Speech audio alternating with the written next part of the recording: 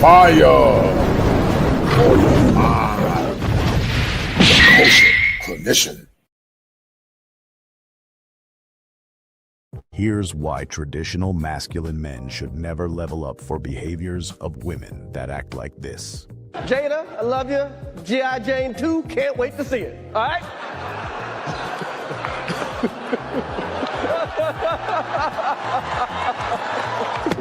Oh, wow.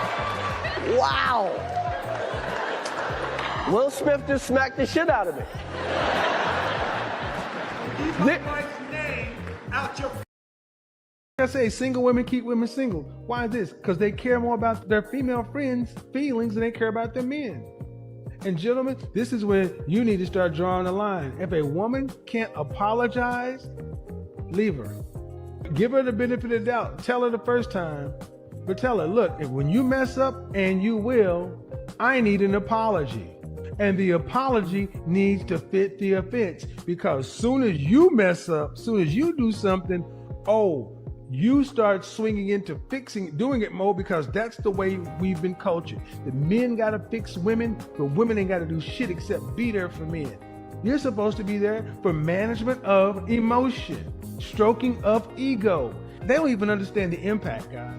Women don't even understand the impact of when they do something wrong and they act like they didn't do it. And then when they finally get around to apologizing, they are indirect about it and then say, I apologize. And you're left like, that's empty. I want her to respect your masculinity and your manhood because you have an XY chromosome. It don't work that way. Women respect resources. You can't check a bitch because you got nothing to check with. The only place you dominate is in the bedroom.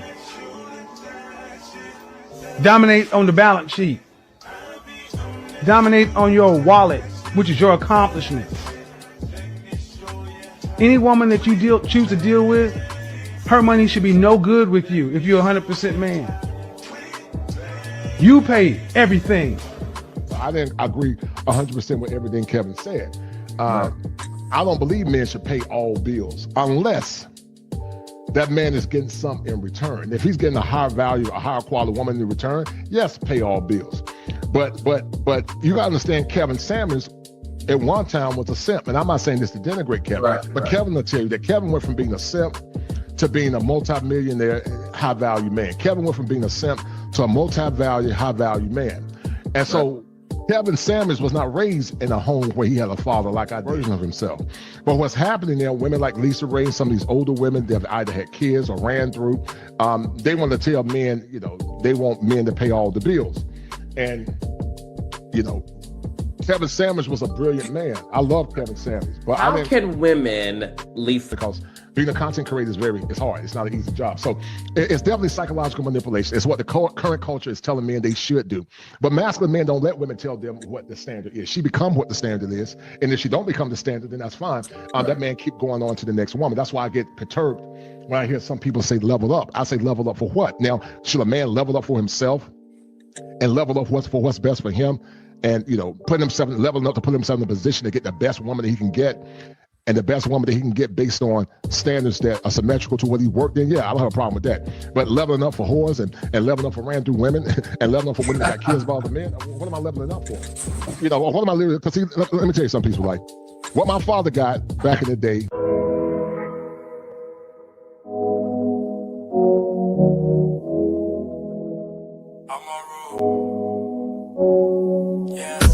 I didn't go poor without you.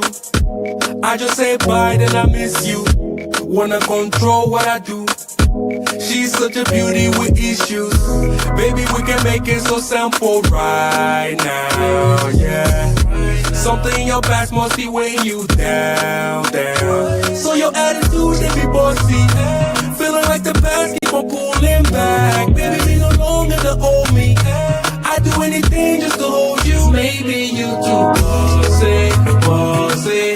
I just wanna hear you say you want me.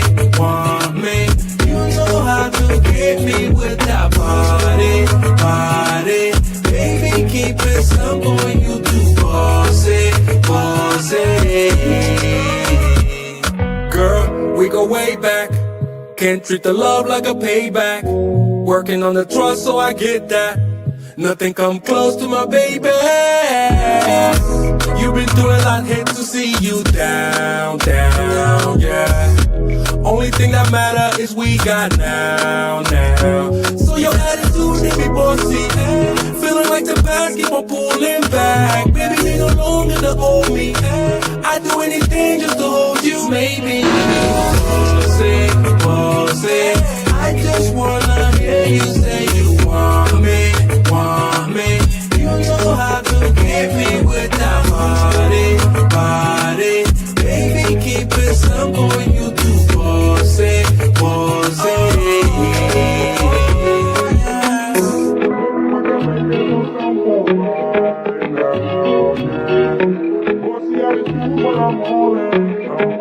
Maybe you do bossy.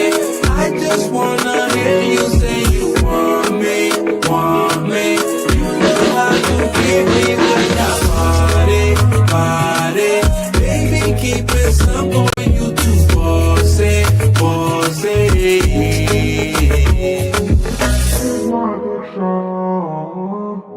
This beauty nothing compares. She put me under her spell, yeah.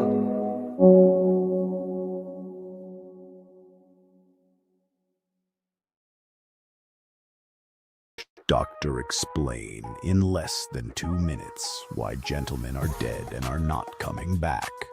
Good guys are gone, and so is romance. Who killed it?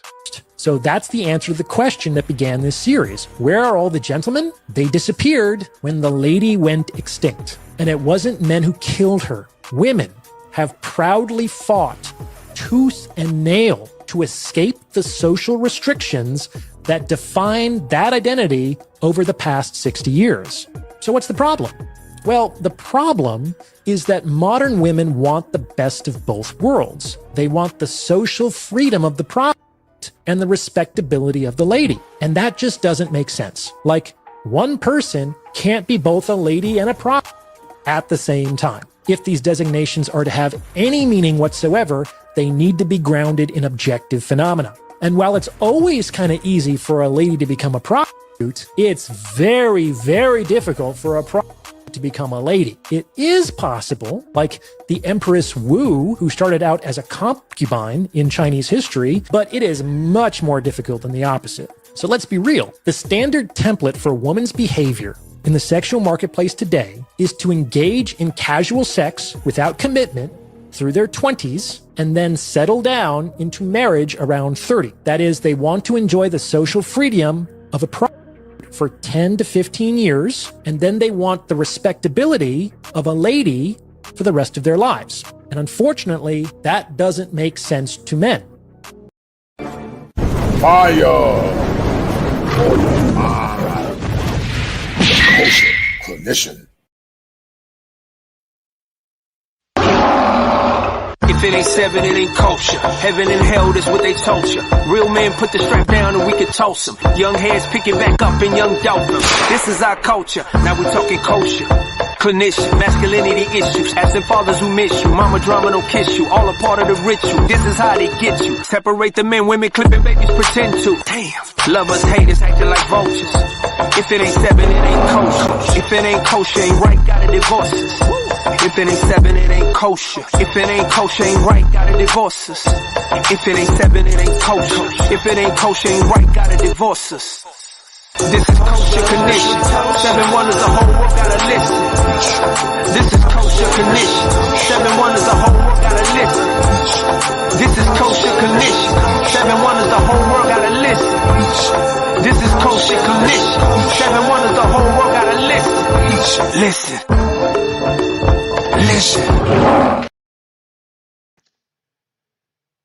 All right, guys. All right.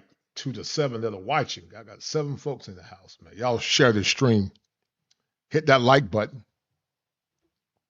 And if you like what I'm doing, guys, donate to the channel. Donate to the channel, guys, if you like what I'm doing. But, guys, this has been a sequel to some of the things that I've been talking about in the past. As a licensed therapist, I explore things from a social commentary perspective. But also I explore things for the application of competent, healthy, traditional men and women, regardless of race, white or black. To the white people that are listening, feel free to listen. My channel is a channel for all men. Even though me being a minority male have a special place in my heart for cogent, civil, traditional, masculine men, not males. Because there are a lot of males in the world, because sadly they have been highly introjected by the women in their life, the mothers. They have not been given the proper male guidance or discipline to see things through the lens of rationality, but also to see things through the lens of heteronormative masculinity, which in essence is predicated in dignity. And so they don't see things from that perspective. And so when other men come out or say things that are counterintuitive to the current zeitgeist that we live in, it becomes highly problematic, to say the least. So after saying all this, guys, there's always been this level of consternation where the question proposes itself, or the question is posed, what are men leveling up for in modern times? And, I had some guys that got upset with me in the comments, acting like, buffoons and, keep Kevin's name out of your mouth, idiots, man, Kosher, you a punk, like you going to do something to me physically. And, acting extremely emotional because they like the requisite IQ. They lack the comprehension skills to listen to understand what I'm saying versus listening to respond like a woman. I expect women to be sometimes emotionally dysregulated, but grown men being emotionally dysregulated is foolish to me and highly problematic. In the context of heteronormative masculinity, men are not going to always agree. I don't agree with every man that I deal with. I've said that several times last week. There are some brothers that I like, I respect them highly, but I don't agree with them in all aspects of their analysis on male issues, female dynamics, group relationship dynamics. And it's okay if they disagree with me as well. I don't have a problem with that. But see, you got a concept now called groupthink, because groupthink many times is more or less seen in women's circles. And based on forensics and based on research, women tend to do things in groups because women by nature are more sociological, more verbose, or more social creatures. Men tend to do things based on hierarchy and power and structure. The top dog, alpha dog, then you got the subject gets under that hierarchy. I saw when I worked in law enforcement and worked in prison. So what women do, because they love the accolades and the adulation of other women, sometimes if they don't live up to the group norm, then they're kicked out and they're ostracized. And women that try to speak civility and speak some level of commonality and common sense in conversations, if they don't speak the nomenclature of the broader culture, then they're ostracized. They're left in obscurity to fend for themselves. And basically what it is social conditioning. Now watch this. If you're not a strong person, then you'll fall to the modern day zeitgeist.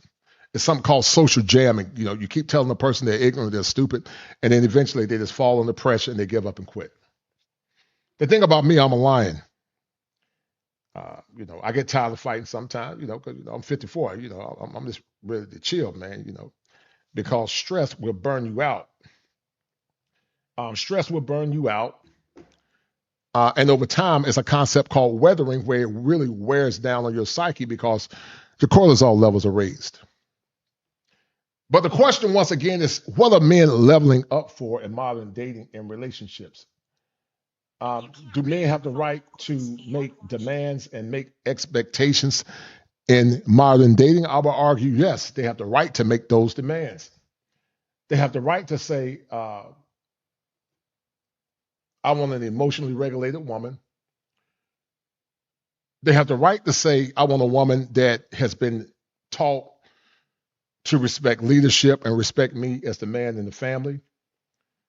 They have a right to say that I don't believe in partnership. It's called partnerships are more or less predicated in liberal dogmas. And even though some people say partner means different things to some people say partner, but there's a clear delineation of who's the leader in the family. But I don't use that kind of language because, once again, words mean something. So it becomes highly problematic when men begin to say what they want in relationships. And when those things are not given back to men in a responsible in a timely manner, then when men begin to tell their story, when men begin to bellow the sentiment of what they're dealing with, then all of a sudden it becomes a problem. And it's always under the auspices of he's misogynistic or whatever. But I know I'm not crazy. And I know to the sound men and also the sound women, you're not crazy as well. Human beings have a right to ask for something in return if they're giving something to another party or individual. And they don't have a right to be silenced because the powers that be don't believe they deserve anything outside of what they deem to be important. So we're going to get into it. Say what? Why should men level up? That's a rhetorical question. And I'm going to look at some clips. I'm going to go back and review what Dr. Orion Taraban said. And guys, do me a favor, hit the like button, donate to the channel. And we're going to continue to have this conversation. Now, Dr. Orion Taraban, hold tight. Dr. Orion Taraban sentiment is the same as mine. Because this is what you see many times in modern dating and relationships. The gentleman has disappeared for a myriad of reasons. He's disappeared because men that were gentlemen had some level of authority and some level of power over the women that they said they would love and respect. Chivalry came from, quote unquote, patriarchy. But, let's be real. Black men, in my opinion, never had a true patriarchy. They had more or less a quasi or a pseudo patriarchy. But in my mind, a true patriarchy is predicated in policy. A true patriarchy is predicated in order and structure. That's what a true patriarchy is. And I will argue that black men unequivocally have never had a true patriarchy. And so when, psychologist Dr. Ryan Taraban, that is a male advocate like myself, and many others say that because men are very logical and we look at things through a concept of cost-benefit analysis, and when Dr. Ryan Taraban began to say the same things that other men are thinking, then if he's not saying it at the approval of a woman, then all of a sudden it's a problem. And that's why we can't have the conversation, because the question is, what does level up really mean? And why this kind of woman don't get what she's asking for. It's only special types of women deserve that. And as I said before on last week, every woman does not deserve those kind of high virtues. Only certain types of women qualify for that. As a licensed professional or as a man in general, you don't reward bad behavior.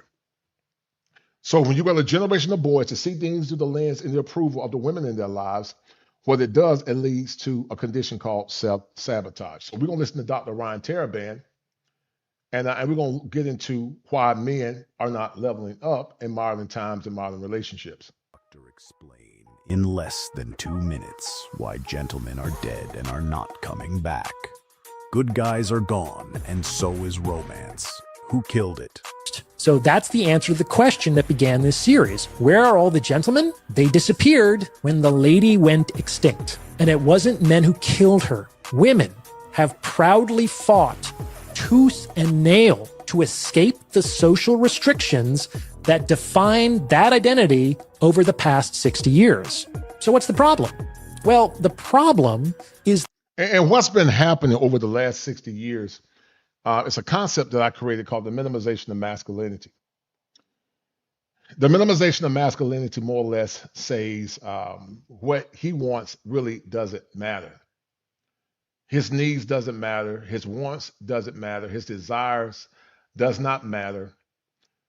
The only thing that matters is how she feels. If that man is not worshiping her based on how she feels, then all of a sudden it's a problem. And so once again, we have erroneously forgotten to ask a generation of men, what do you want? What can I do for you? How can I make your life better? How can I make your life better? How can I create a scenario where we both get our needs met versus you always worshiping at my feet and doing what I tell you to do? and not having your needs met at the same time. Because I'm convinced that a lot of men don't have a standard, and because they don't have a standard, they're not getting the outcomes that they are looking for. Men should level up for themselves first. But as they're leveling up for their own mental health and they're leveling up for their own dignity as a man, the woman in their life must meet those standards. If she's not meeting those standards, she just don't qualify, and it's okay.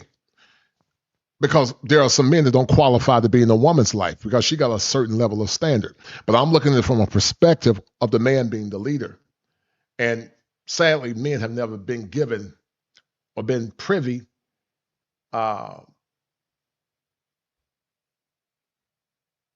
they've never been privy at saying, this is what I want, this is what I demand. And if you can't give me or get my needs met, then we're gonna have a problem. And so a lot of men are failing before women even get involved because they don't have a standard, and they're leveling up, but they're not leveling up for people that respect them and honor them as a man. That modern women want the best of both worlds. They want the social freedom of the product and the respectability of the lady. And that just doesn't make sense. Like, one person can't be both a lady and a product at the same time. If these designations are to have any meaning whatsoever, they need to be grounded in objective phenomena. And while it's always kind of easy for a lady to become a prostitute, it's very, very difficult for a prostitute to become a lady. It is possible, like the Empress Wu, who started out as a comp. So basically what Dr. Ryan Taraban is saying is that men are giving their virtue to 304s. They're giving their best to 304s, not high quality women. And that's why I said that if a man gonna pay all bills, that's why I said I fundamentally, in some ways, not in all ways, because I like Kevin, but that's why I didn't believe that men should pay all bills. Not only because what I always believe, but in agreement with what Dr. Ryan Taraban is saying, a licensed psychologist, and myself being a licensed clinician as well. You got to give a person what they want so they can feel satisfied and filled. And it goes both ways in gender dynamics. But once again, nobody asks what men want. And when men tell the world what they want, they're often shamed back into silence because it doesn't meet the mores and the expectations of women that have been indoctrinated not to honor and see men as having inherent worth and value as well.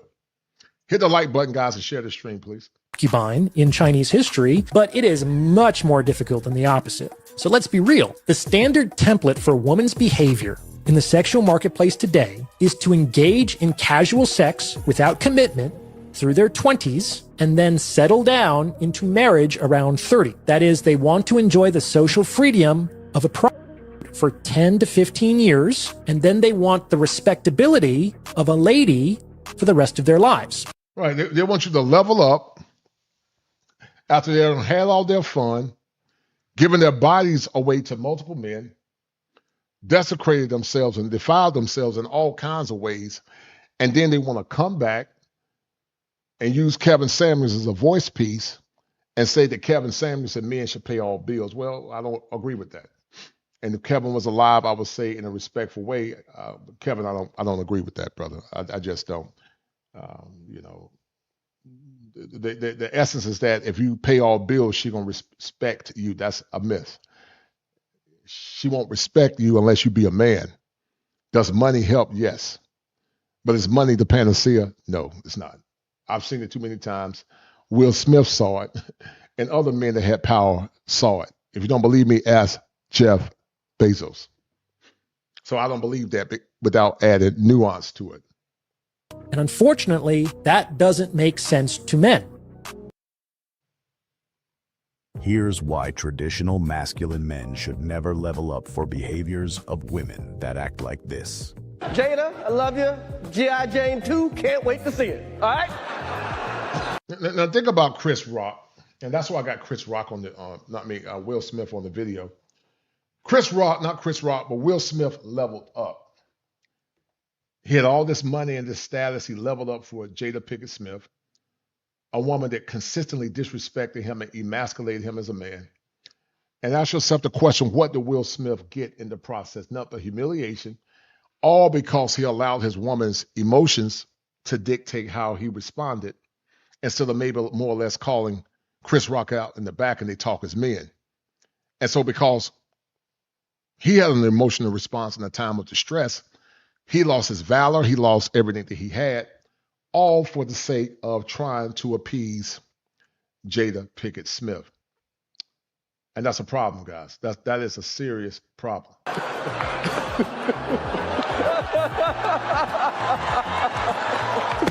Oh, wow. Wow. Will Smith just smacked the shit out of me.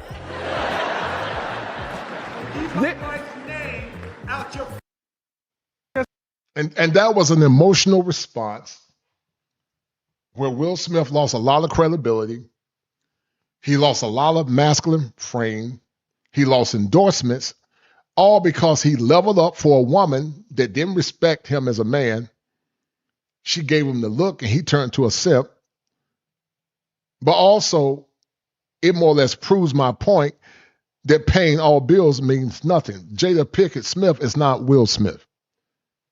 Jada Pickett Smith at best is a B-list actress or celebrity. Will Smith was an A-list. So to the detractors that say pay all bills, that's a myth. I've seen it many times. Paying all bills don't mean anything. If that woman don't have a healthy respect for you as a man, you don't know how to stand on business, you don't hold her accountable. It don't mean anything. And, that's why I would say that was the only area where I would say I disagree with Kevin in part. Paying all bills is for women that come in already emotionally regulated. And they meet the standards of what that man is looking for. He meets what she's looking for in a leader. And they come together and negotiate, and they start building their legacy together as a couple. But leveling up for women that have given their virtue away, consistent with what Dr. Ryan Taraban said, is foolhardy to say the least. Say single women keep women single. Why is this? Because they care more about their female friends' feelings than they care about their men. And gentlemen, this is where you need to start drawing the line. And that goes back to what I was talking about, something called groupthink, guys. That goes back to groupthink. If a woman can't apologize, leave her.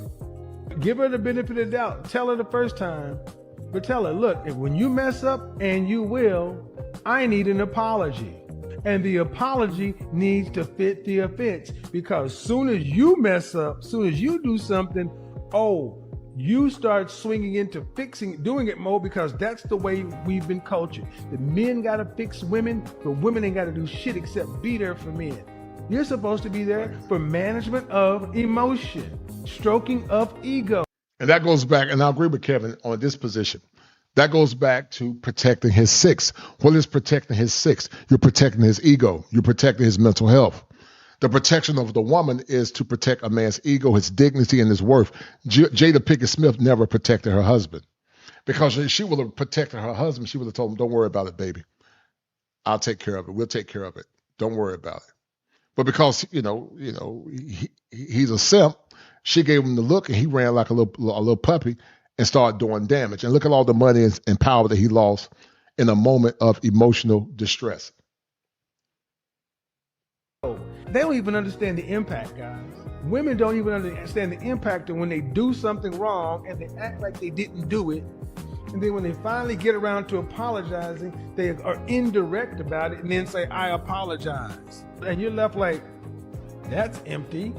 I want her to respect your masculinity and your manhood because you have an XY chromosome. It don't work that way. Women respect resources.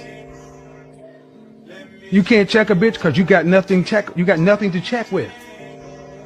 The only place you dominate is in the bedroom. Dominate on the balance sheet. Dominate on your wallet, which is your accomplishments. Any woman that you choose to deal with, Her money should be no good with you if you're 100% man. You pay everything. I didn't agree 100% with everything Kevin said. I don't believe men should pay all bills unless that man is getting something in return. If he's getting a higher value, a higher quality woman in return, yes, pay all bills. But you gotta understand, Kevin Samuels at one time was a simp, and I'm not saying this to denigrate Kevin, but Kevin will tell you that Kevin went from being a simp to being a multi-millionaire, high-value man. Kevin went from being a simp to a multi-value, high-value man. And so Kevin Samuels was not raised in a home where he had a father like I version of himself. But what's happening there, women like Lisa Ray and some of these older women, they've either had kids or ran through, they want to tell men, they want men to pay all the bills. And, Kevin Samuels was a brilliant man. I love Kevin Samuels. But how can women leave? Because being a content creator it's hard. It's not an easy job. So it's definitely psychological manipulation. It's what the current culture is telling men they should do. But masculine men don't let women tell them what the standard is. She become what the standard is. And if she don't become the standard, then that's fine. That man keep going on to the next woman. That's why I get perturbed when I hear some people say level up. I say level up for what? Now, should a man level up for himself and level up for what's best for him? And leveling up to put himself in a position to get the best woman that he can get, and the best woman that he can get based on standards that are symmetrical to what he worked in, yeah, I don't have a problem with that. But leveling up for whores and leveling up for ran through women and leveling up for women that got kids by other men, what am I leveling up for? What am I leveling? Because let me tell you something, people, like what my father got back in the day. All right, so let's get into what men are allegedly leveling up for. And guys, feel free to tap in. All right.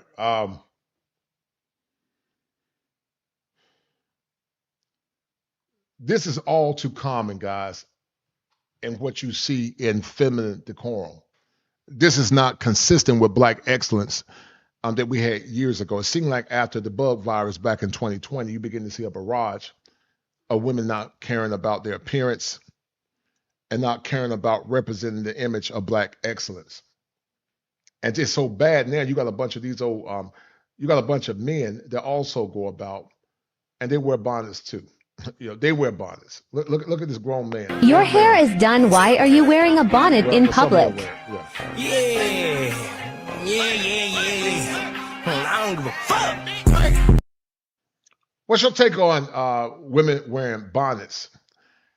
What's up, Yoga? And should men level up for women that wear bonnets? Should a man level up for a woman to comport herself in a bonnet? I'm only gonna speak on this I will because argue I'm that a the mom who argument is receives no. food stamps. But it's so sad that y'all want to see people without so bad.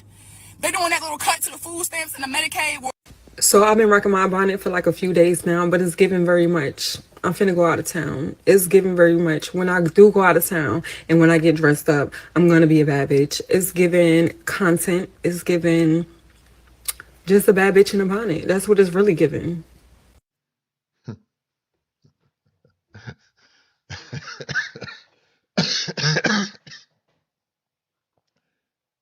Is it consistent, guys, the women that wear bonnets, is that consistent in your opinion with Black excellence? If it is, hit one, because I don't think Black excellence look like that. I don't think competent women that love their appearance and they conduct themselves in a very professional way or in a very feminine way are going about wearing bonnets. I will argue this is not consistent with Black excellence, but it's not consistent with a very feminine woman. But some of you men might like women with bonnets. And so is this behavior, in your opinion, consistent with Black excellence? So I just left off of a panel of a man who had got highly triggered because there was a woman on there that was saying that she just basically is not fond of Black men, or that she feels that Black men aren't anything. And his here's this broad analysis, guy. Let me be real clear, because I don't believe all, I'm not going to do any broad overgeneralizations. We know there's a percentage of good women, some good sisters that are uncovered. There's some good brothers that are uncovered. I would be ignorant to think that 100% all Black women exhibit these dumb behaviors, or all Black men exhibit, or this all human beings in general. That would be highly irresponsible. But we know that sadly that one could argue that could it be that that 50% of people exhibit those behaviors? I don't know. It's possible. But bad attitudes, like a feminine decorum, wearing bonnets in the street, that sounds like that's what people are asking men in general to level up for. And if that's the case, then that's highly problematic. Argument was that black women, I guess, are known to be an undesirable race of women, and that he said we always have an attitude. Okay, let me say this. The reason why a lot of black women always have an attitude is because they have to do everything on their own. Like, we are such an independent race of women, not by choice, but by force. Because no, that's not true, sweetie. It is by choice. You fought for independence. You fought for liberation. You fought for rebellion. You fought to be liberated sexually. So it is by choice. And solid men that would have made you good husbands, they were lames, they were squares, they were never good enough. And the men that you really wanted and desired, your archetype, left you emotionally and psychologically broken. So I don't believe that. Because if that's the case, then what we say in mass, the women of other generations had to be so-called independent. I know that there are tired tropes where they tend to assail black men as being these degenerates. And we know there are some degenerate black men. There have been some degenerate black men that abuse power. I've always said that. But I don't think that's all encompassing of the masses. I don't think it was years ago, and I don't think it is now. So you choose to have a bad attitude because when you go before your superiors or you go on a job where you know you're expected to comport yourself in a certain way, when you get with a man from a different skin hue, then all of a sudden you become more feminine. And sometimes that man has less than the average black man. So it's a choice, sweetie. It's a choice. Stop blame shifting. It is a choice. You have to be. So when I see people say that sometimes we have horrible, nasty attitude, yes, some of us do. But I also realize that some of us are working so hard just to stay afloat with no help from our men, no help raising our children. And like, we literally have to put on a cape every day and go play Superwoman for our entire family. I agree with that in part, but at the same time, ma'am, some women are attracted to the degenerate black men. They are attracted to dusty, irresponsible, lazy, shiftless black men. And I don't think that's true or all encompassing of most black men because data, statistics, and research does not justify that. So is there some truth to what she's saying in that aspect? Yes. But it's not all encompassing when you say black men. You're clumping in hardworking, blue collar, white collar black men that many times are invisible to you and your cohort. And then you're saying those men are the same as the men that you choose, the type of men that you like, the degenerates, the bums, the ones that go about making a bunch of kids, the ones that got that hood persona, or the charismatic guy that lies to you. And now you're saying, which is a cognitive distortion, that all men are that way. And that's highly irresponsible. Like, just think about it. When a woman can have a soft life and she has somebody to depend on, a man to depend on that comes into her life, makes it easier, an actual husband, a provider, she's more in her soft feminine era. And you know what I'm saying? She could be soft, she could be feminine. But when you have to go play Miss Save a World, you have to be literally a mother and a father to a child, work all these different jobs to keep bills paid, and just doing everything by yourself. A lot of these women are under stress. They're stressed out and they don't have their men to depend on or nobody to depend on. I agree with her on that. I do agree with her 100% in that particular aspect. But where she's messing up at, shout out to Bashur and Rhonda Payne, Hashim, Shabazz, Yoga, shout out to you guys. Share the stream, please. But where she's messing at, guys, fundamentally, is that she's making a false equivocation to all black men. And once again, the data, the research, and the statistics does not justify that. Let me tell you guys something. Years ago, black men and black women were mules of burden. They had to work together as a team. And, a lot of black men of those generations, in my opinion, falsely get clumped in as being all bad and controlling and manipulative. And, I call it trauma narratives. I'm not saying it didn't happen. Were there a percentage of black men that abused power? Yes. Do I agree with that kind of behavior? No. But the problem is it's a false equivocation, because it's a juxtaposition that all men of that generation were like that. Now, let's say if there's no data statistics to prove that, but we're carrying these trauma narratives, even though we know it happened, and we keep perpetuating it in media and in conversation, then one will argue that the men of that generation, a large proportion, because I would say more than 50%, were bad men. They abused women. The women didn't have any choices, and they couldn't leave or go anywhere. And that becomes very dangerous and highly pernicious, because what it does, it minimizes the men that were good men, and it doesn't really tell the whole story. And it castigate black men of that era all as being negative, alcoholics, bad men, drunkards, and all that. But see, here's the truth. Here's the truth. Did that behavior happen? Yes. Is it okay to talk about it? Don't have a problem with it. But see, men don't tell their stories. They don't tell the story on how their wife, when he went off to war, had a child with another man. Men don't do that because, the generation of men in that generation, they just didn't talk about it.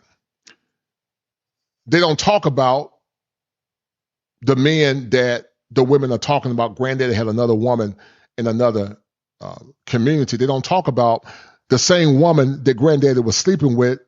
Many times that woman knew he had a wife. But see, grandmama don't ever get, ostracized.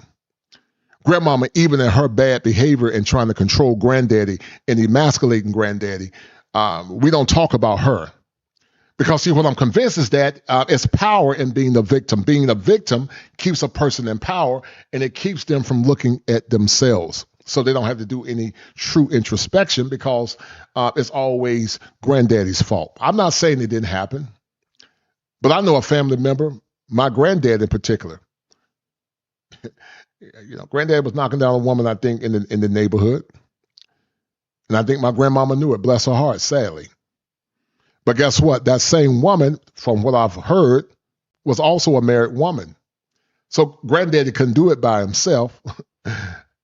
And we don't talk about the woman that was married that was doing it to her husband. That was a hardworking black man, and he was suffering as well, or he didn't know. Because we love seeing black men as being monsters, we love seeing men as being monsters. And when we see men as being monsters, then what it does, it invalidates our story. I'm not saying those behaviors didn't exist, but there were many stories that existed for the opposite sex as well. But those men just didn't talk about it. They just dealt with it. I got a girlfriend of mine that told me that her grandmama had 2 kids on her grandfather while he went off to war. You ever heard of the milkman's baby? But see, we don't talk about that because it's easy, to castigate black men and to invalidate their story, to minimize their suffering, to minimize their pain. It's easy because those trauma narratives keep people in a perpetual state of arrested development. I didn't say we don't have to talk about it. I'm not saying we minimize what those women went through. But we're going to have a fair and cogent conversation. We got to look at things from all parameters and be careful not to castigate men of that generation as being bad and assuming that that was the norm. Because just because those stories were told, we don't know if that was the norm. And then we don't take in consideration external factors like Jim Crow racism that could have played a role in them acting out in a maladaptive way. We don't take in consideration those grandfathers that left the home, or those men that left the homes because they were dealing with Jim Crow racism, or they were burnt out and stressed. We don't take in consideration the trauma of seeing their father being called a boy in the South. We don't take that into consideration because we just inherently see men as bad. What are little girls made of? Sugar and spice and everything nice. That's what little girls are made of. But what a little boy is made of, puppy dog tails and snails, that's what little boys are made of. So there's this overarching internalization due to socialization that boys and men by default are inherently bad, and that women are inherently good, and they're always victims. And that's why we have this kind of pathological thinking that we have now. And we can never have a conversation unless that conversation is under the auspices of a woman's emotions or under the auspices of her giving men permission to tell their story. So it's always a one-sided story. And then when you have those said women that try to tell the story or advocate and give a fair perspective and a fair balance, those women get called out of their names and they get attacked because the machine tells them to do what I say do. And I'm convinced that it's highly demonic and highly occulted. And on. So I really feel like for the men that complain and say our attitudes are so horrible, ask yourself, what are you doing to make the women in your community be more at peace and at ease? What are you doing to where their attitude should be the best towards you? You know what I'm saying? And I'm not gonna take away from the fact that me as a black woman, sometimes it just irritates me dealing with my own women because sometimes they are mean. Sometimes they do have a bad attitude, and I don't like it because I feel like I will say, at least this young lady is okay. I can respect what she's saying in part. I agree mostly with what she's saying, but it still lacks nuance. It lacks a lot of nuance in what she's saying. they think it's okay to be that way towards me because I am the same gender and race as them. It is overwhelming, but I also shout out to my man New Riding. Shout out to New Riding for that $5 super chat. He said that I have to say, ladies, that if y'all don't get it together and treat men right, wait until Modern Warfare 4 and Grand Theft Auto 6, it's going to get bad. Yeah, it's already getting bad, New Riding. It's already getting bad. And like Harold Melvin, the Blue Note said, the whole town is laughing at me. I'm silly fool. Shout out to New Rider for that 5. Shout out to my man Top Gun in the house, showing love. He said, I've been silently leveling up on the brink of leaving this country with work happily. Thanks forever, big brother. No, thanks to you, big brother. If you ever move, man, I got to come to see you, man, in the city that you and I talked about. I'm not going to say it, but Top Gun has been one of my dogs, man, for 5 years. He was with me when my mom died. I was with him when his mother died. He's like a young little brother, that I never had. And we always try to inspire one another. Let me tell you guys something. Me and Top Gun ain't always agreeing on things. I remember one time Top Gun shut me down. Top Gun was mad at me. But Top Gun is a real friend, and I'm a real friend to him. And we kept it gangster. We We still boys because in the throes of conversation, you're not going to agree with everything a man says. I'm not going to agree with everything another man say. And that's okay. That's part of compromise. But if you got to be a friend with a person where you got to go along and get along, then that's not a friend. Because your friendship is conditioned based on how that person feels. And that's not consistent with masculine thinking. So shout out to Top Gun. Top Gun been grinding. I was talking about you the other day, Top Gun, getting it in, making that money. And brother, I ain't mad at you. I'm proud of you, man. I pray that God bless you with the woman of your dreams. You're doing the work mentally as well, getting your mental health right. And brother, I commend you for your desire for higher pursuits. I commend you for that. realize their circumstance as to why a lot of them act like that. So how the fuck you got a bonnet on outside? A bonnet is for when you laying down. Why is you? And this is what you got to deal with, guys. Bonnets. Wearing bonnets in public is not a problem, sincerely. This is what she's saying. I mean, it's so highly disrespectful. It goes against what our women used to look like years ago. It's very tacky. And it's so bad you got men wearing bonnets now, too.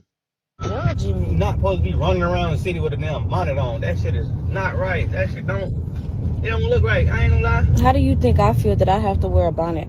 Why do I have to wear a bonnet? Because you can't be. A bonnet is for like nasty things. Like that shit don't look good on you. So you want me to walk around like this? Yes. With You got me fucked up. It's better than a bonnet. No, you got me fucked up. I'm not walking around like that. You with me. You ain't gonna wear no motherfucking bonnet when you with me. No.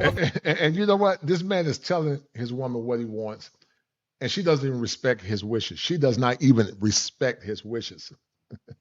She don't respect what that man is saying. He don't want this woman. No man in his right mind want this woman going out with a bonnet on her head. But this is this dysfunction that you see in this so-called black community. I'm gonna see you and be like, oh, she was with Dink. No, motherfucker. She had on a bonnet. All of that is bogus as hell. No, motherfucker. And they don't understand that when men, if you got a man, that man wants his woman to represent him. A masculine man that got money and status don't want a woman with a bonnet on her head because you are an extension to that man. And no masculine man gonna have you on his arm looking like an idiot. But they'll tell you to level up for this kind of woman because this is typically what you see, sadly. We know there's some good women. We know there's some solid good sisters that are unclaimed. I call them women of value, women of valor, women of virtue. But who want to level up for a bonnet wearing chick? I see me and be like, ooh, what's wrong with her hair? What's wrong with them braids? What's that black stuff on the top of her head? Like, yeah, why would she come out? You think I'm finna? You got me fucked up. No. You can't even make this shit look. And let me tell you something, guys. I grew up in 90. I was class of 90, came out of high school in 90. Sisters didn't act like that. Black women back in the 90s were very dignified. They had nice hairstyles. They dressed. They wore nice clothes. I'm going to show y'all some pictures of 90 hairstyles, how women back in the 90s would get down. But they weren't wearing bonnets. That bonnet. I'm not walking around. I'm walking around with my bonnet on because it's comfortable. Like for you to be a black man, judging me about how I wear. She said judging. Anytime you give a woman critique, it's judging. That's not a judgment of condemnation, ma'am. That's a judgment of value clarification. Your value is not symmetrical to his value. Instead of you arguing with that man, you should get emotional regulation and strive to become the best woman that you can become so you can become a wife. But that's why, guys, I'm convinced, guys, it ain't no helping. All this talk about the black community and all this nonsense. It's over with, man. Some might say I'm nihilistic. I'm not nihilistic. I'm very realistic. The patterns are not pointing towards normacy. The patterns are continuing to point towards dysfunction. And you know that a society is in trouble when they can't take no criticism. My hair, it's like crazy to me because we're both black. So how you don't feel wrong? You wear do-rags outside. Yeah. So why? And I agree with her. Men should be wearing those dusty do-rags either. She should be wearing bonnets and he should be wearing a do-rag. What's so funny is black women is the most educated group of people in this country. But people don't even realize that though because they be too fixated on us being ghetto looking. They think because we wear the long eyelashes or we wear the long weave or because we talk a certain type of way that we're not educated. No, I don't care what nobody say. Black women not liking other black women who wear bonnets is rooted in self-hatred. She says rooted in self-hatred. Ma'am, there's nothing wrong with wearing a bonnet. It just means that wearing a bonnet is not consistent with feminine decorum. It doesn't mean that those women have self-hatred, ma'am. You sound a little slow. It just means that it's not predicated in feminine decorum. That's all it means.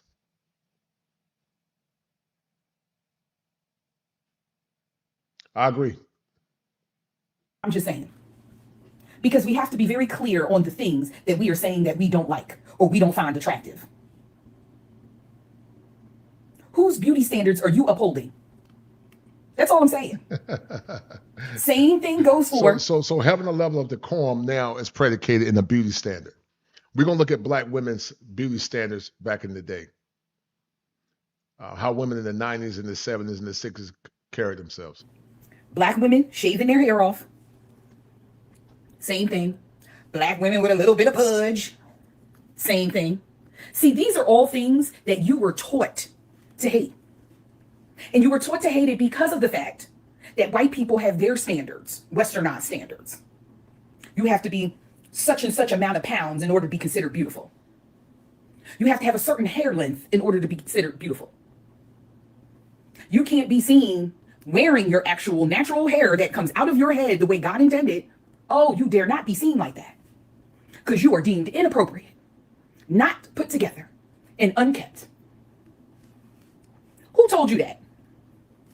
Who? And the only answer you can come up with, no matter how many times you try to justify it, is white folk. They're the ones who set these impossible beauty standards. It's the reason why we have this skinny trend. It's the reason why. Because it is their last hope, their last ability to grasp onto control. Is if they can make everybody think they're supposed to be skinny, and then there's a whole group of people who can't obtain that level of skinniness naturally, oh, well, then they'll have control. They'll be able to say, oh, well, you're not a part of our group. And, you know, this goes back to shout out to the young lady about named Taylor Chandler, where she was trying to give a fair critique. And the Sisterhood Brigade came down on her. She was just basically saying you should keep yourself looking good, which she's 100% correct, and working out so that you can be attractive to a man. Nothing wrong with that. That's a fair critique. It's balanced. But if you don't agree with the sisterhood, then you become public enemy, number one. Fuck the group. Didn't want to be a part of y'all group? No way. I don't care how many lifetimes the good Lord gives me. I'm always going to want to come back black. Sorry.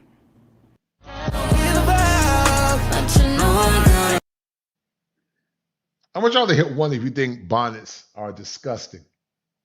Hit one if you think women wearing bonnets are disgusting and it disrupts what black women of the past used to look like. Because these bonnets and these,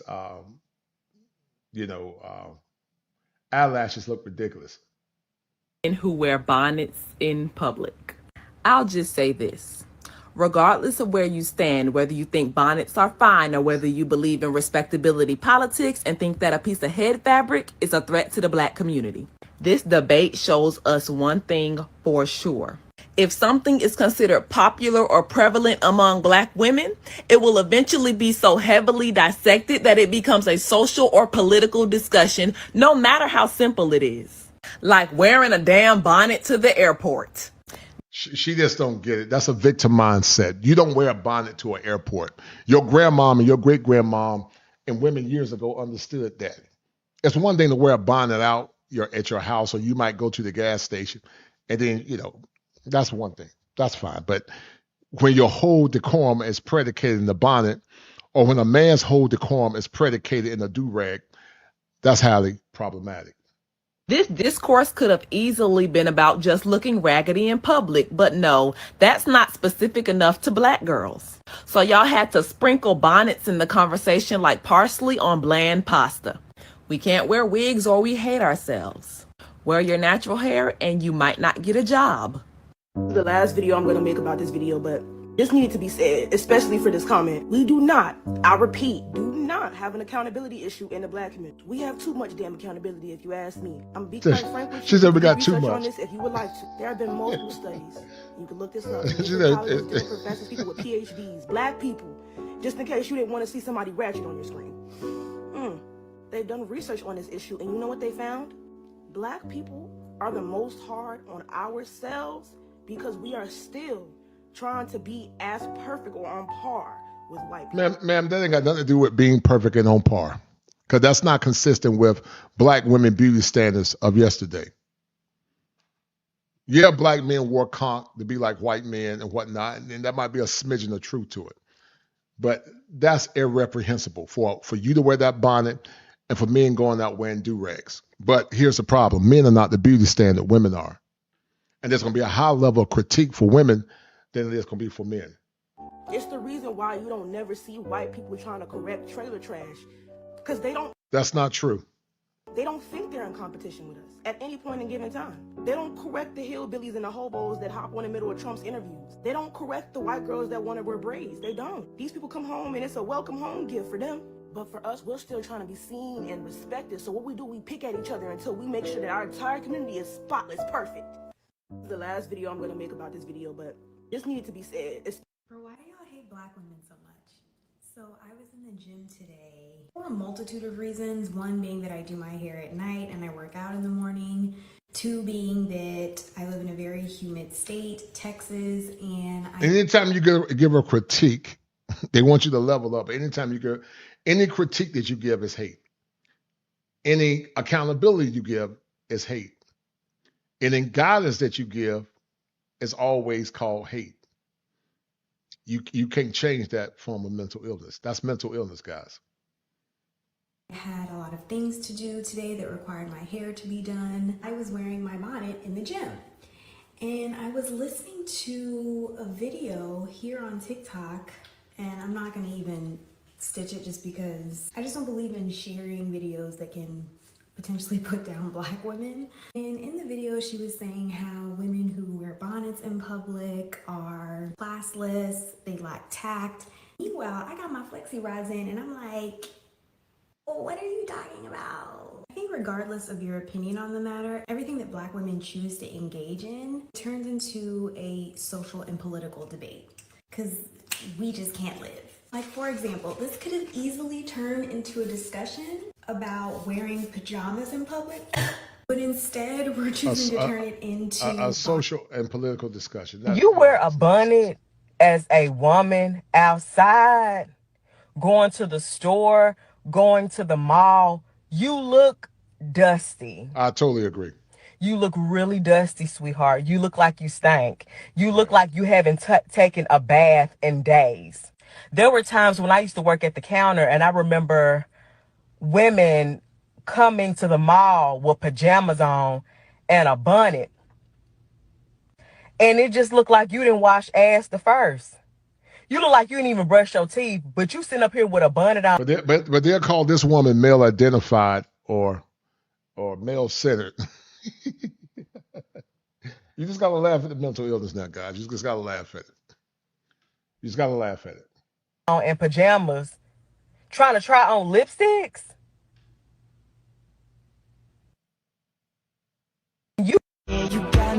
Rolling out of bed in the morning and going in public with a bonnet and pajamas on and house shoes is unacceptable. I swear we have this conversation every 3 months. I'ma still share my thoughts even though y'all might be mad at me for it.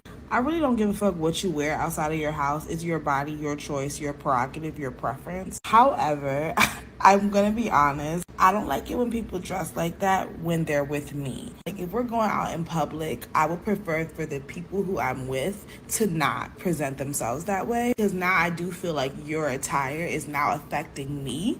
But when it comes to like complete strangers out on the street, that ain't got nothing to do with me. You want to walk out the house looking like that, that's on you. Like, I don't think it's unacceptable. I don't think it's like bad behavior. I just think that you look a mess. I personally would not want to be seen with someone outside looking like that. And hey, call me classist, call me elitist, but that is the God honest truth. But I'm also not about to discriminate against people who. You are correct, Bashir. They tried to cancel Felicia Rashad. And listen,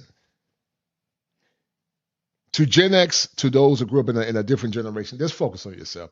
It's no getting to these people now. It's like, I won't be surprised if someone will reprobate.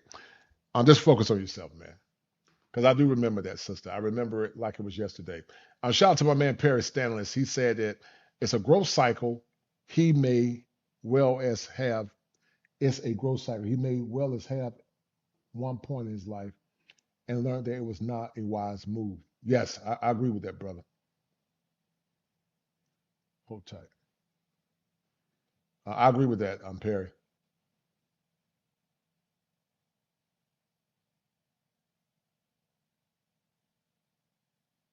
I agree with that, man. Yep.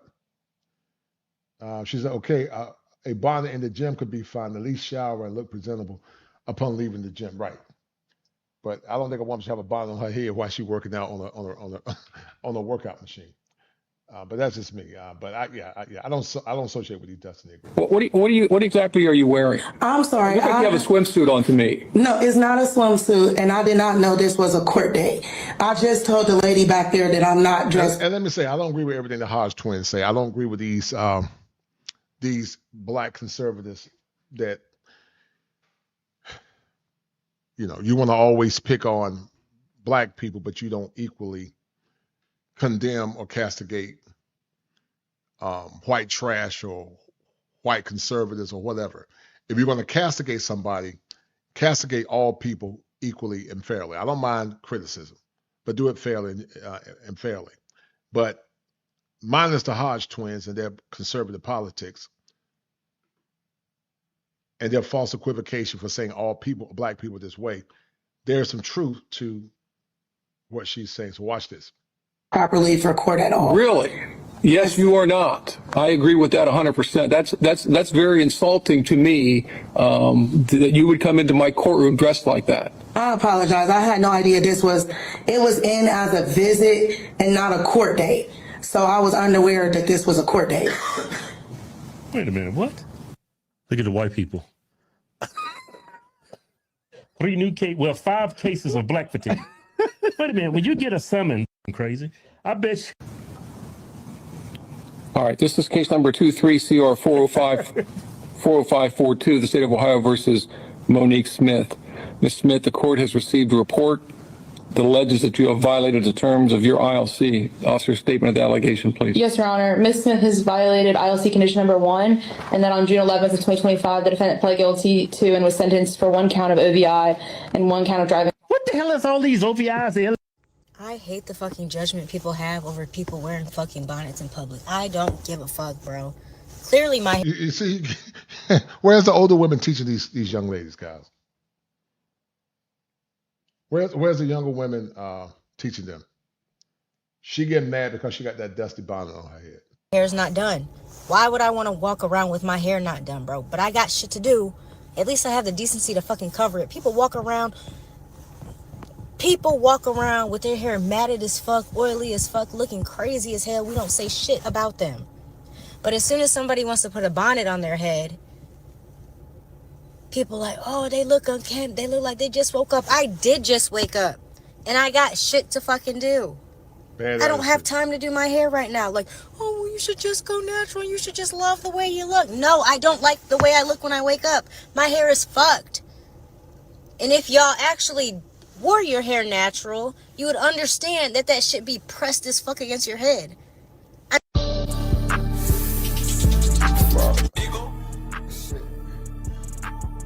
This is what happens when you go to the airport. So Monique has been getting a lot of... When I hear women brag about how they can keep a man... Guys, I'm a natural girly, but my hair's been getting...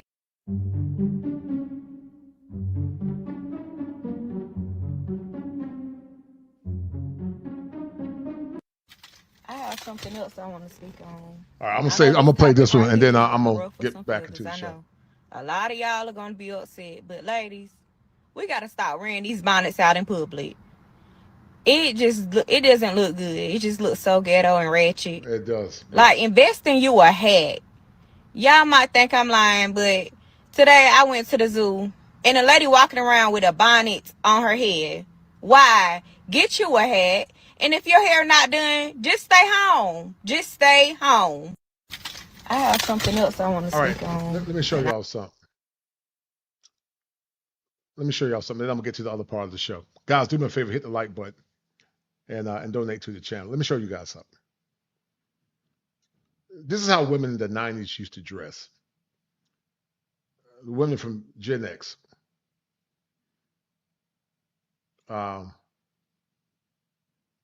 This is how they carry themselves. This is how women from the 90s dress. These are the hairstyles that they had. Let me turn the music down for copyright.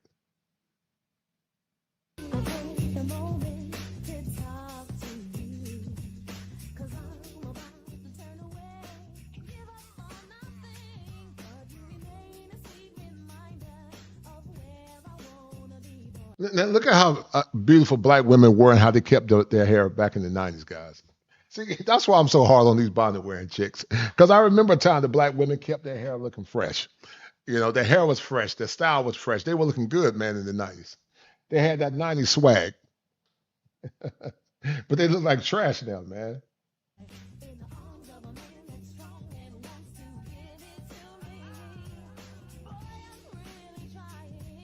I'm not saying women in the 90s were perfect, but they did comport themselves in a better manner back then.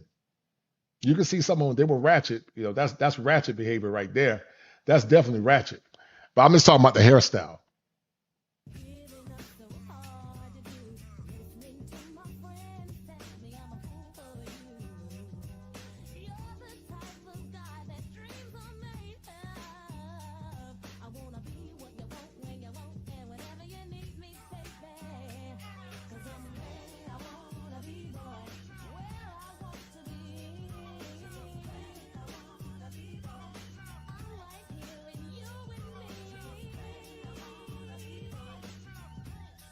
What happened to women of that generation, guys?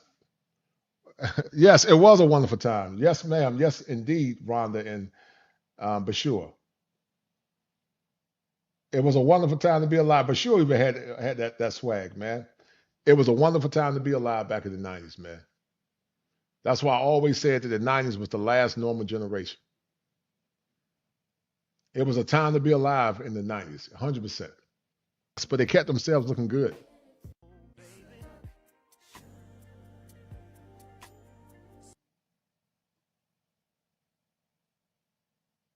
As 90s fine on the red carpet.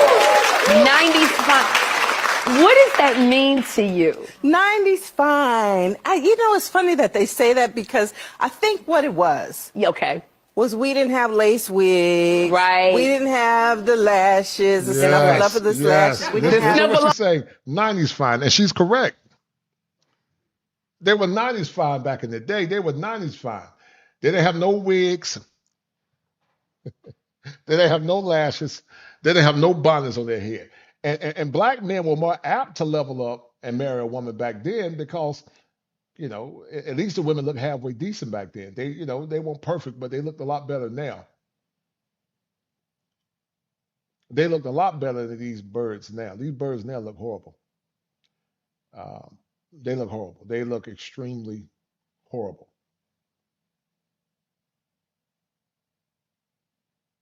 And so I'm so passionate, guys, because I remember a time where black women used to look better. They comported themselves better. And Recently referred to you, Leela, as 90s fine. 90s fine. I remember that times. A lot of us that grew up in the 90s. I came out of high school in 1990. The women were beautiful back then. And men were more apt to level up for a woman like that. Shout out to Top Gun. He said the movie Babs started the shift. Hollywood did a number. I totally agree, brother. And none of them look like arm wrestlers.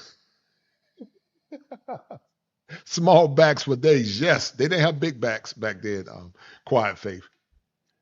And the question is, are men willing to level up for any woman, or are men leveling up for certain type of women?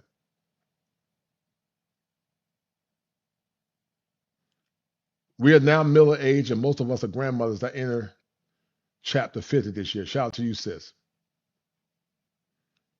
Rhonda says she's been rocking her natural hair since she graduated from high school. Nothing like natural hair, Rhonda.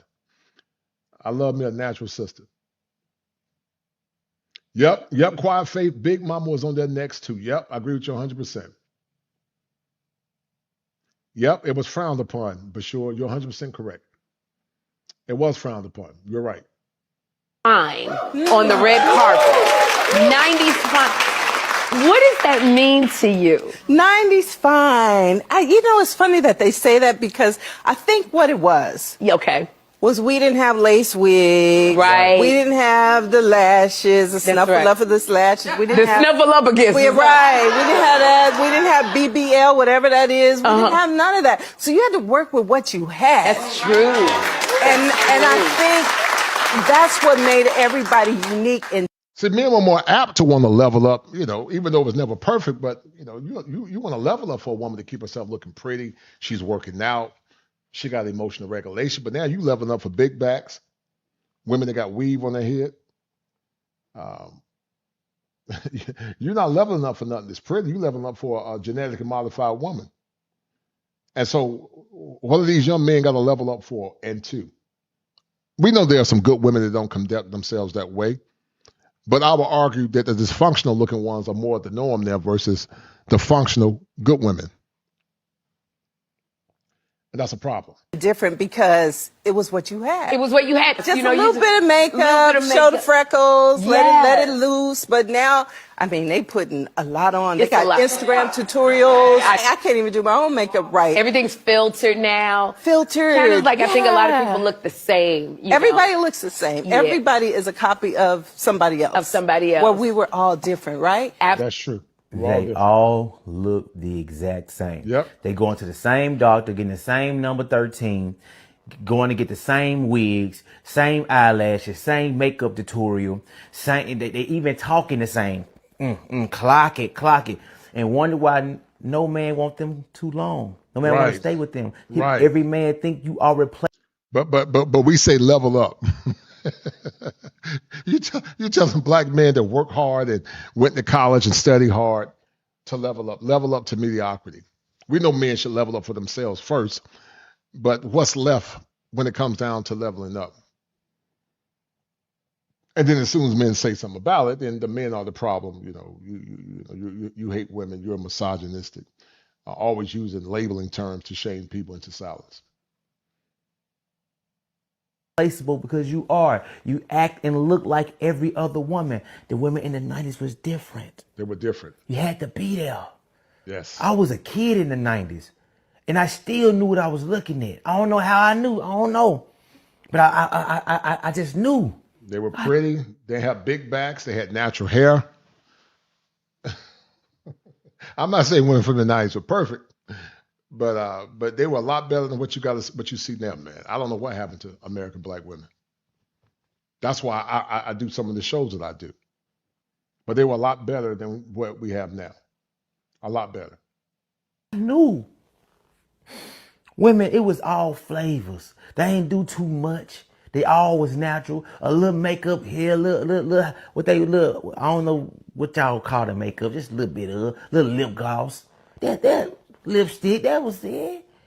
Now y'all got 35 pounds of makeup on your face just to go to the mailbox. You can't even FaceTime without your wig on. Come on now. Oh my goodness. Social media has ruined women way more than any one man that you've ever dealt with could have. Y'all, the thing that make you have lost it as a woman. Yeah. And you wonder why you can't find a man that's supposed to be with you because you can't identify the man that's for you. You can't find a match for the original. Come on, Jeremy, you're going too deep. You can't match something if you don't know what the original look like. You can't find the thing to go with it. You can't. You can't find that sock to go with that sock because you never seen the first sock. Jeremy, you're going too deep.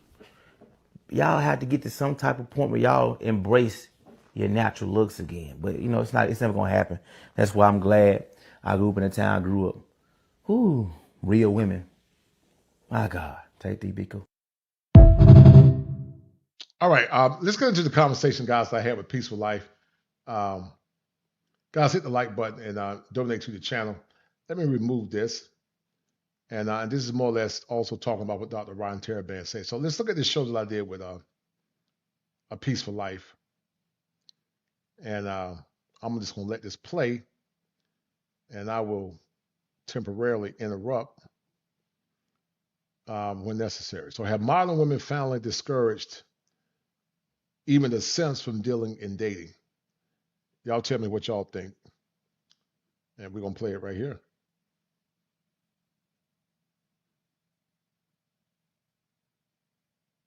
They've given their bodies away to certain men, and they're trying to punish the men they wouldn't date when they were 21 and 22 with this 100% providers. These women have been feminists their whole life, strong and independent, raised, you don't need no man. And I'm saying that the relationship market has changed into prostitution, and they're really fishing for a simp or fishing for a sponsor. But what I wanted to pivot for you, because I know you into, first of all, guys, hit the like button on the channel and make sure you support the Kosher Clinician. Do you have your cash app so we can put it in the chat, brother? You put your chat. Yeah, I'll definitely do that. And listen, guys, y'all support Peaceful Life, man. Listen, man, we put our neck on the lines trying to inspire men, and then on top of that, I mean, I'm not a fake therapist. I'm a real therapist. My credentials speak for itself. Right. I just take a more non-conventional approach. And, some might say I'm controversial. I'm not controversial. The truth is controversial. Or they might say I'm unorthodox, but I'm not unorthodox. Right. We live in a time now where truth is stranger than fiction, and delusion is at an all-time high. And so folks don't want to deal with reality. I'm just talking about reality, and I hate manipulation. I tried everything to help with my gut health. As soon as I started eating Factor's Mediterranean meals, I was shocked. Before Factor, I was constantly bloated and never really knew why. What finally helped was their Mediterranean meals. They're fiber forward, packed with real vegetables, and feel so much lighter on my stomach. Meals are fresh, never frozen, and make it insanely easy to eat the world's healthiest diet without overthinking it. My gut feels better, my energy's back, and I don't feel weighed down anymore. If gut health has been on your mind, Factor is a really easy place to start.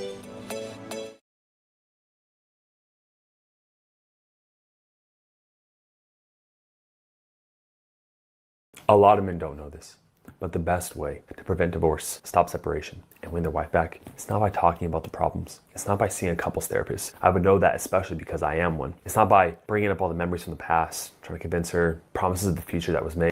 You men that are listening have made good choices, and some of you men need to get mental health services. That's why you need to get a non-diagnostic consultation when you can afford it. But you're not getting the best of the best. You are the leader. You should set the standard, not letting the woman tell you what the standard is going to be. Because what's happened in Peaceful Life, a lot of these women are telling men what the standard is, and so they're becoming the standard.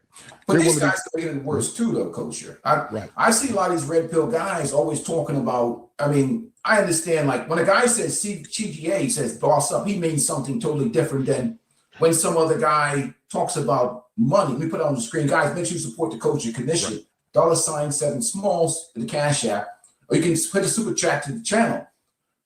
But men are supposed to be the best version of themselves and achieve certain financial freedom and goals.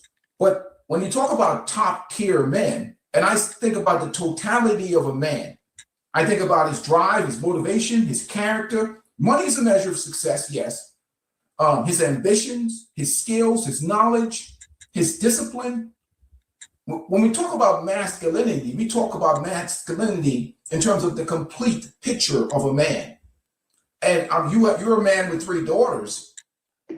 If a man came to your house and he was making $250,000 a year, and his character was poor, versus a man come to your house, he's making $80,000 a year, but his character is outstanding, and you had to make a choice to help your daughter make a choice of what man to choose.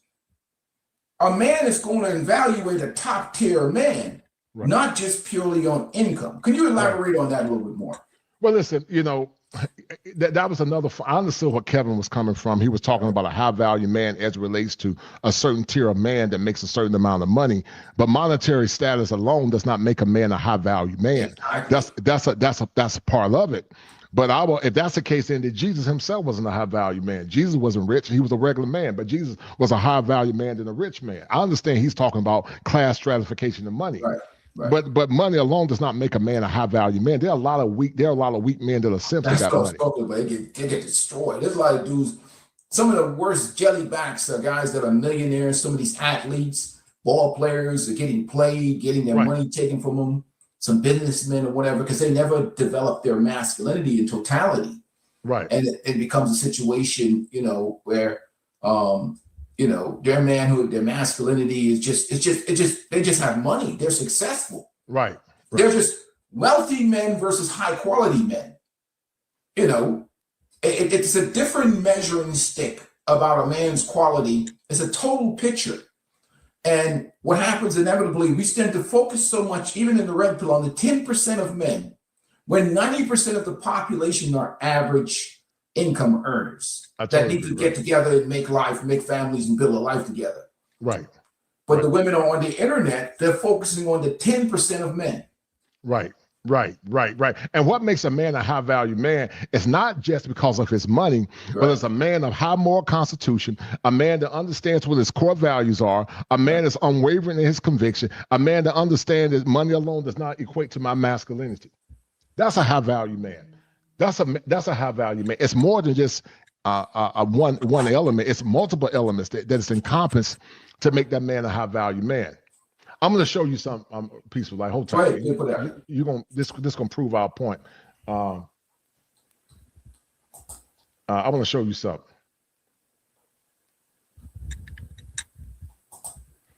I'm gonna do a show on this guy too, man. I saw a show, but he's a high value simp, and this man proves my point. I'm gonna probably do a show on it. He was raised by his mom. This man married this woman that had kids by another man. He bought her kids clothes, Peaceful Life, bought her cars, and her kids disrespected him, man. Let me see if I can find the video. This man married a baby mama. But if you look at the man's pedigree, you don't see the father nowhere in sight. And that's an ego defense mechanism called introjection. He's what you call a high value simp. He would be what Kevin Samuels called a high value man. Pay all bills. But what are you paying all bills for?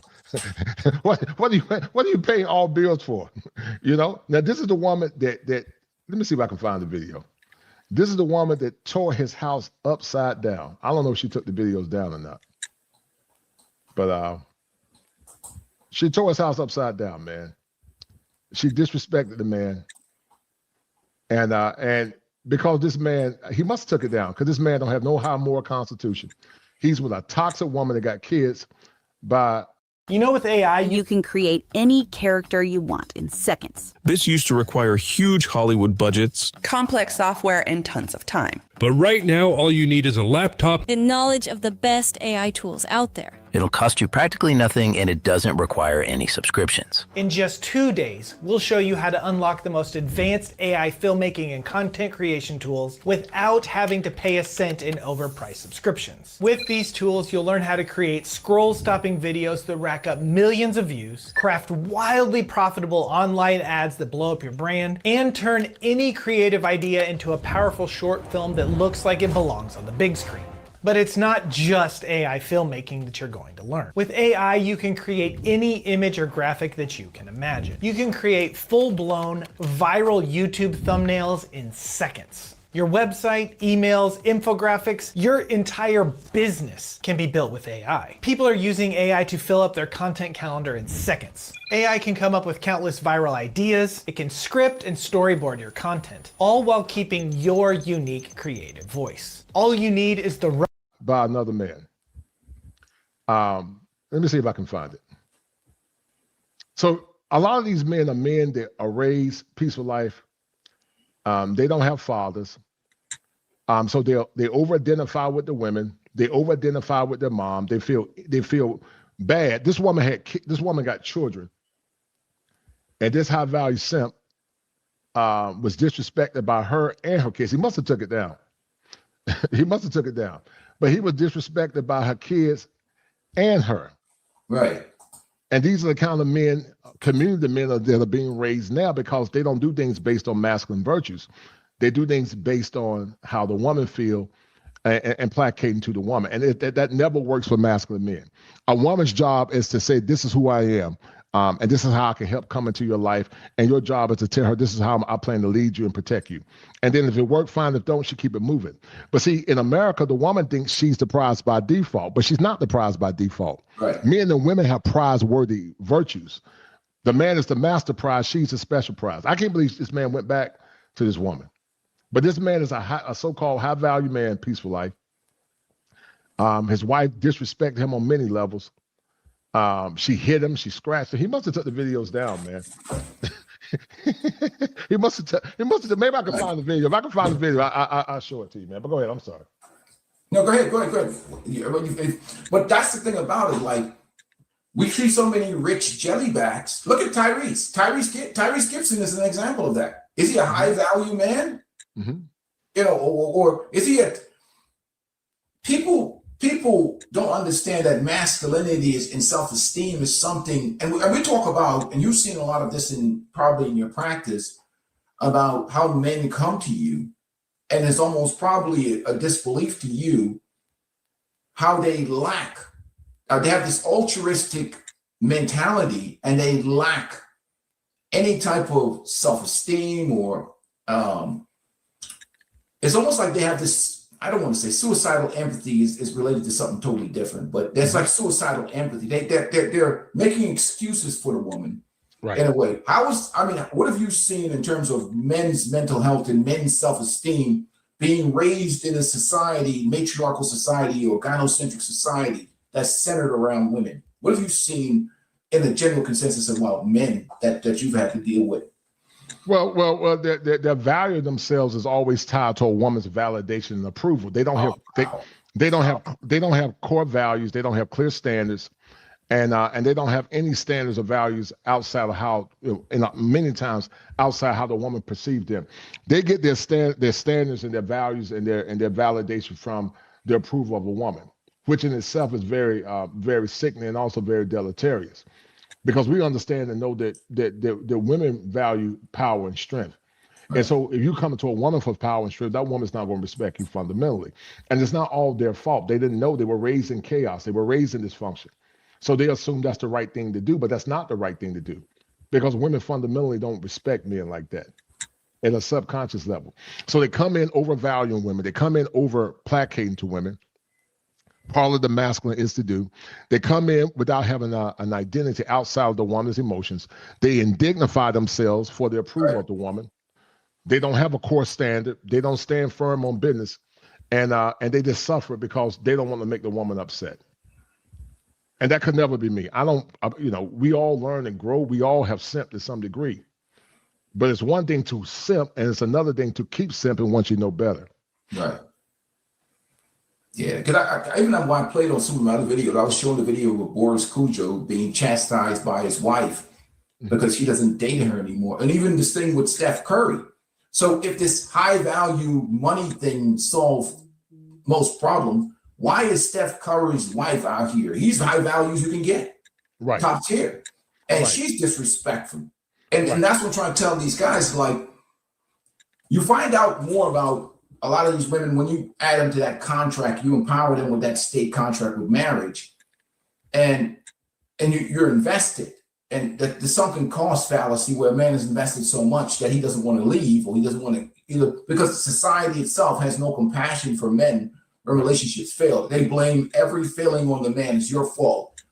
And his characterization would be like he's some type of,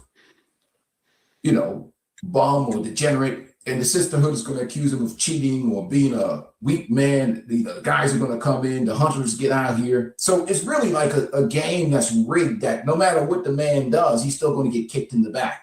Right.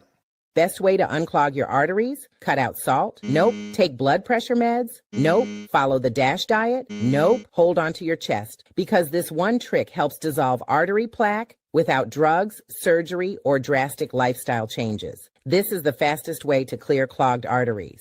As an ER nurse, I see more heart attacks happen than most cardiologists. And let me tell you, there's something I witness every single shift that most people don't even realize. Most folks think high blood pressure comes from too much salt, genetics, or just getting older. But the real villain? Artery cement. This isn't just a little cholesterol buildup. It's a dangerous cement made of cholesterol, calcium, and inflammatory toxins that harden like rocks in your arteries. And even small amounts of soft...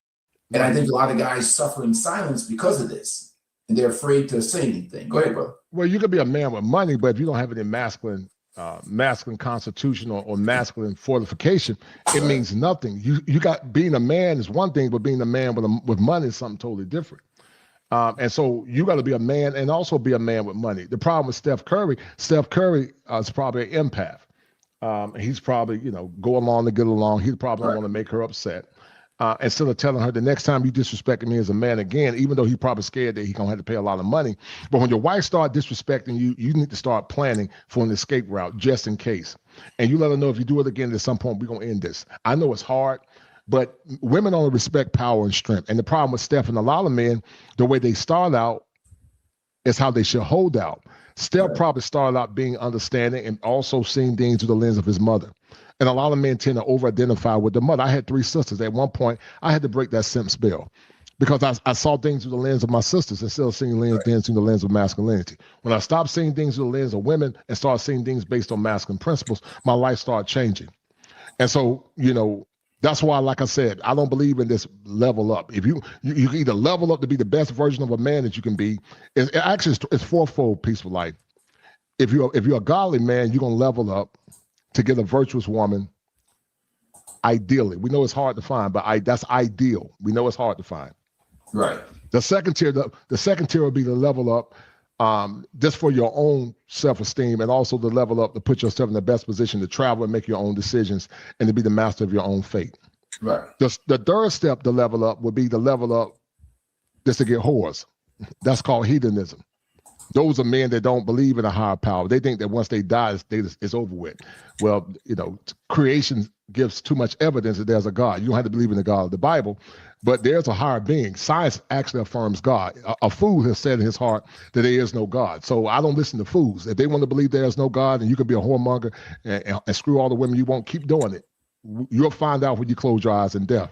And then the fourth one, which is the worst one, is to level up for ran-through women that are baby mamas and former 304s, and now they're scapegoating Jesus because they want a man to come in and rescue them.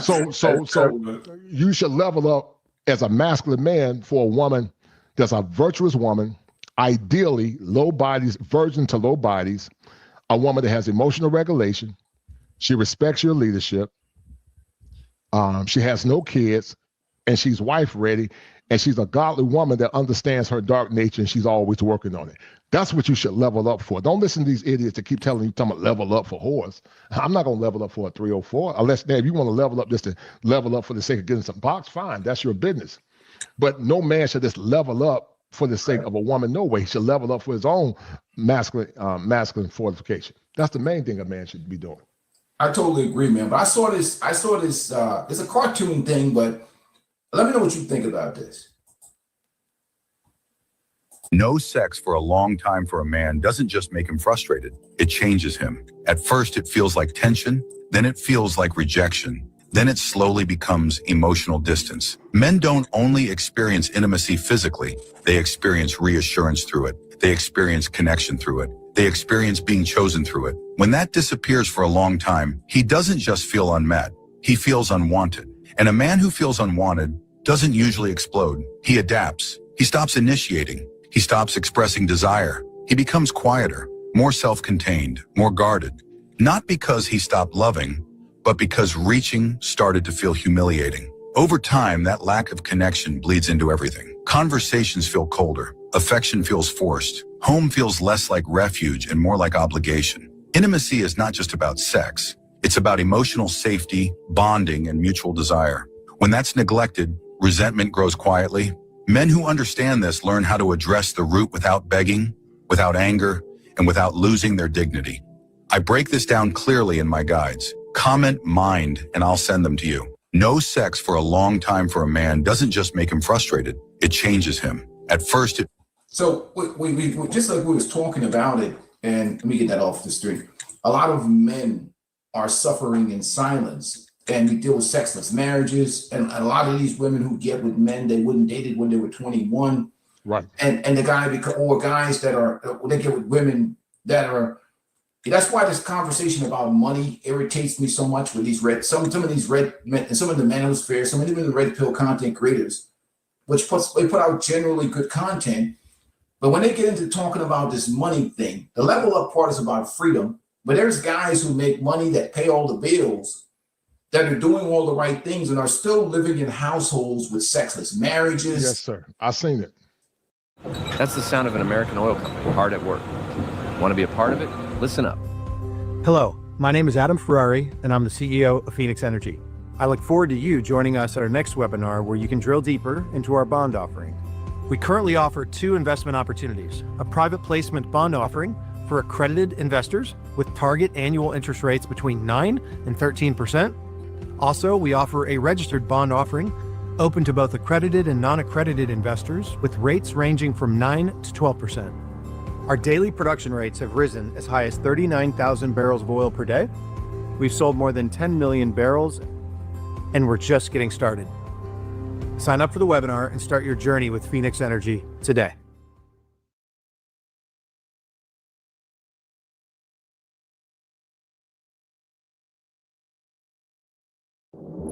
Right now, as you watch this, your brain is being hijacked. You think you're in control. But there's a backdoor to your mind that 99% of people don't know exists. In 1914, a discovery was made that should have stayed buried. The hidden switches that control human behavior were exposed. For over a century, a select few have used this knowledge to manipulate millions. They've made women... Yes. You know, can you elaborate on that a little bit? Let me remove this from the screen. Let me tell you something, peaceful life. I've met guys in bars. I've met men in my practice. And the worst case I've ever seen was a guy that was a neurosurgeon. Right. This man, peaceful life, made over $900,000 a year. He paid all bills, gave his wife a nice house to live in. She didn't give him intimacy. When she did give him intimacy, it was starfish intimacy. She didn't really care about him as a man, because what these men don't understand, peaceful life, most of these women, when they get married, The man that they marry is the man that they settle for. Yes. It's not really the man that she really wanted. It's the man that she settled for because, that vagina was tired. That vagina was singing Negro spirituals, swing slow, swing chariot, because she had all the fun she wanted to have. Now, after she had all the fun, gave all her virtue away, the man she married, she's not sexually attracted to him. Right. So he has to do a lot more versus for the man that, she gave her virtue away for free. And so this fallacy about paying all bills or you pay all bills, the woman to be feminine is a lie. In theory, it sounds good, but in reality, it makes no sense because there are women that submitted to men that had nothing. I'm not saying the man shouldn't make money. I'm not saying the man should put himself in a financial position, but he's not doing that solely for the love of a woman. He's doing it for himself first. And then also for a woman that can become complementary. Because if a man worked out hard to become a high value man, I'm not going to give it to a woman. My value is not tied to a woman. A woman can compliment me, but my value as a man is not tied to a woman's approval. My value comes from God, not from a woman. My woman is to enhance what God has given me. But my value comes from the Most High. It doesn't come from a woman. And so I've seen, he was a neurosurgeon making $900,000. He was miserable. I tried to tell him, look, man, you're causing the problem. He disengaged therapy when I gave him when I brought him to his simp moment. I had another guy. He was an engineer making big money. His wife had kids. And we're going to use John Doe for HIPAA because I'm not going to say the name, but wife had kids. Mm-hmm. He made excuses for her. He hadn't had intimacy from his wife in 4 years. The worst case I've seen was a man that hadn't had intimacy. He was a millionaire, a real estate tycoon, hadn't had sex with his wife in 20 years. Wow. But these men were millionaires, quote unquote high value men, and paid all the bills.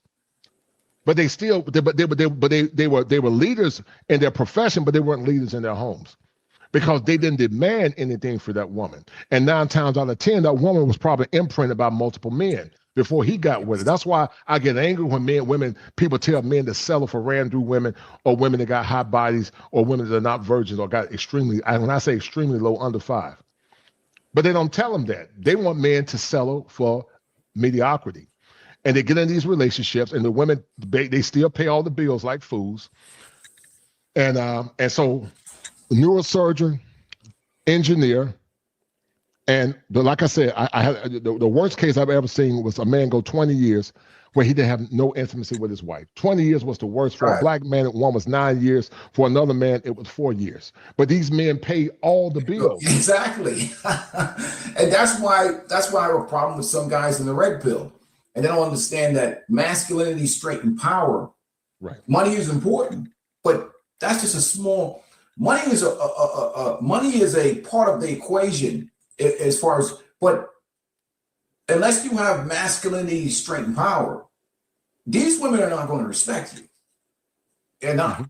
Mm-hmm. And part of that too is that we talk about masculinity and male development. I mean, where do you see a lot of the lacking? Mm-hmm. You're asking me the question? Yeah, where do you see a lot of the lacking nowadays? The major thing that I see is lack of self-awareness and lack of having fortified, codified standards that's symmetrical to his masculinity. They don't have a moral compass coming into marriage. They don't have a masculine blueprint coming in. They do things based on the emotional whims of a woman. We all have done it. I'm guilty of it. I don't do it anymore. And so they don't have a moral compass and they don't understand what their core values are. So they compromise elements of their core values for the sake of appeasing women. And it never works fundamentally. It never works. It never have worked and it never will work. Right. Because it's not tied to power and strength. She only respects power and strength. That's why the Most High said, cast not thy strength to a woman. You're supposed to be the leader in the relationship. Yeah, and then I'm seeing now what I see is we got to talk about this mind manipulation game that I see where they're leading with shame A lot of men don't know this, but the best way to prevent divorce, stop separation, and win their wife back is not by talking about the problems. It's not by seeing a couples therapist, and that's coming from a licensed therapist myself. It's not by convincing her with all the memories you guys had, the promises of the future, or the kids. And it's definitely not by trying to make her happy. So if it's not all those things, then what is it? Well, at some point, whether she said it or not, she stopped seeing the man as the guy that she could trust and lead the marriage. That's what actually changed. It's never just one fight, forgetting about her birthday or an anniversary, not doing the chores or taking care of the kids. It was all of the little moments stacked on top of each other. Death by 1,000 cuts. And whether she's still in the house, sleeping in another room, or already moved out, the truth is that somewhere along the way, she stopped feeling safe in the relationship. That's why all the things that men start to do, those gifts, the texts, the late night conversations, trying to be nicer to her, none of it actually works. Because what she actually wants isn't for you to try harder. It is simply to feel something different than she's been feeling in the past years. And that is exactly why we teach something different. Something that has the potential to not only turn around a man's marriage, but build it back stronger than it ever was before. And that framework, it became the ERM method, or the emotional reset method. It is about rebuilding the dynamic, one shift at a time, without needing her to be on board first. And every man who turned things around, they did the same core things. They didn't have to beg her. They didn't have to over-explain. They stopped reacting and they started leading. Check it out. It's better than it was before. Our trust is rebuilt. We're spending time together. We're going on dates together. It is 100. To try and use men's egos against them. Right. Like if you say you broke, if you start by calling men broke and dusty and just, like that's what these gold diggers do nowadays. What they do is, it's like, I think even CJ was talking to it one day, was talking about how do you get rich people to spend money. And I think Adam Sandler's daughter walked into an expensive purse store in Beverly Hills, dressed in regular sweats or whatever. And the lady over the counter basically said to her that she can't afford that purse. Mm-hmm. What's intentionally, they're trained to treat women, rich people terribly, to invoke their ego.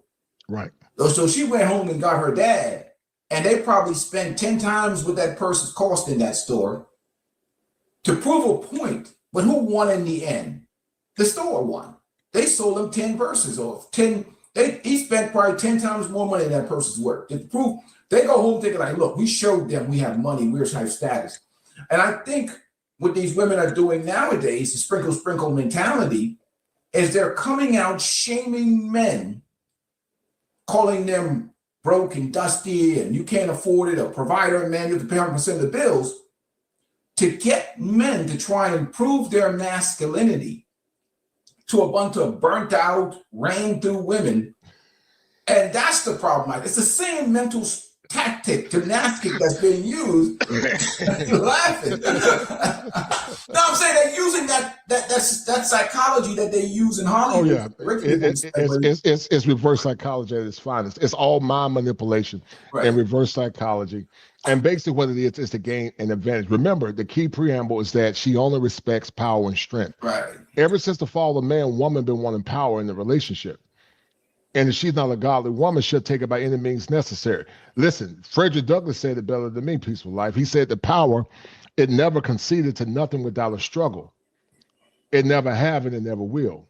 Right. So she's gonna always come in looking for power. She wanna change you to her program.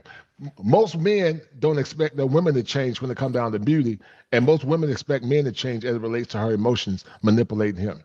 And a lot of these simps, they fall for it, man. I call it simp fishing, and that's what I see with that. What happens if you lead with shame? What happens is it gets guys back on their heel, but they don't realize that what's talking to you is an old, burnt out, ran through chicken heads with two. The one video I saw where the chick said, well, I have 10 streams of income. Mm-hmm. But men got to pay for my babysitter if they want to date me. Now, no successful, obviously she's lying. She doesn't have any 10 streams of income. She's probably broke as hell. But she ain't got no money. But that's called gaslighting value. I see gaslighting value. I call it simp price gouging. Looking for that guy that just so weak and doesn't understand that woman is getting destroyed in the bedroom at night by situationships and other men that are not paying, any dudes from the neighborhood, ex-boyfriends from the past. They're using her basically as a sperm receptacle, but she's online gaslighting value. And because the internet feeds women with so much delusion and visions of grandeur, they get people liking their video, liking everything they do. You got simps in there liking. And even now with these dating events, many of them women go to these dating events to validate the simping that they get online. So they get guys kissing their ass online. And that's why they're begging for men to approach them now. They already know the men they want. The men they want don't want them. So what they're getting a lot of simping and hideous dudes online coming at them, trying to get at them but when they go out in the real world, the reason why they want men to approach them so that they can reject those men that they don't want in the first place, and it validates their online, persona of, they got all these simps coming at them, they got all these jelly bags coming at them. Now let's confirm this in the real world. They're not going to give those men no opportunity because even in the real world, they're arrogant and they're out of touch with reality. When you have old women like Lisa Ray talking about provider man and right. They want to provide a man, and that's why I says, that's what it makes me so upset, because they keep trying to sell their standard of femininity to a man. And I'm really thinking about writing a book called Black Love Without Consent. Instead of asking the man, okay, what can I offer you to make you happy in this relationship where it's fair? And they're not going to ask that because they're selfish by nature. And so they use manipulation and backdoor tactics to manipulate men. They say, I want to provide a man. Well, ma'am, I'm not paying 100% for no used cat. I'm just not going to. No man should. I'm not going to be 100% provider male. I might pay some money. And then whatever money you pay as a husband, I'm gonna make sure that money is going towards the family and whatnot. But if I pay a certain percentage, you're not gonna be just taking the money, doing what you want to do with it while I'm paying all the bills. And then once you get sick of me and get tired of me, you can say I want a divorce because I'm not happy. You got to make a woman earn the relationship. Most men don't make women earn it. Yeah, a woman got to earn that relationship. It's like the man got to work hard to earn that woman's trust. Men should work hard to earn their wives' trust.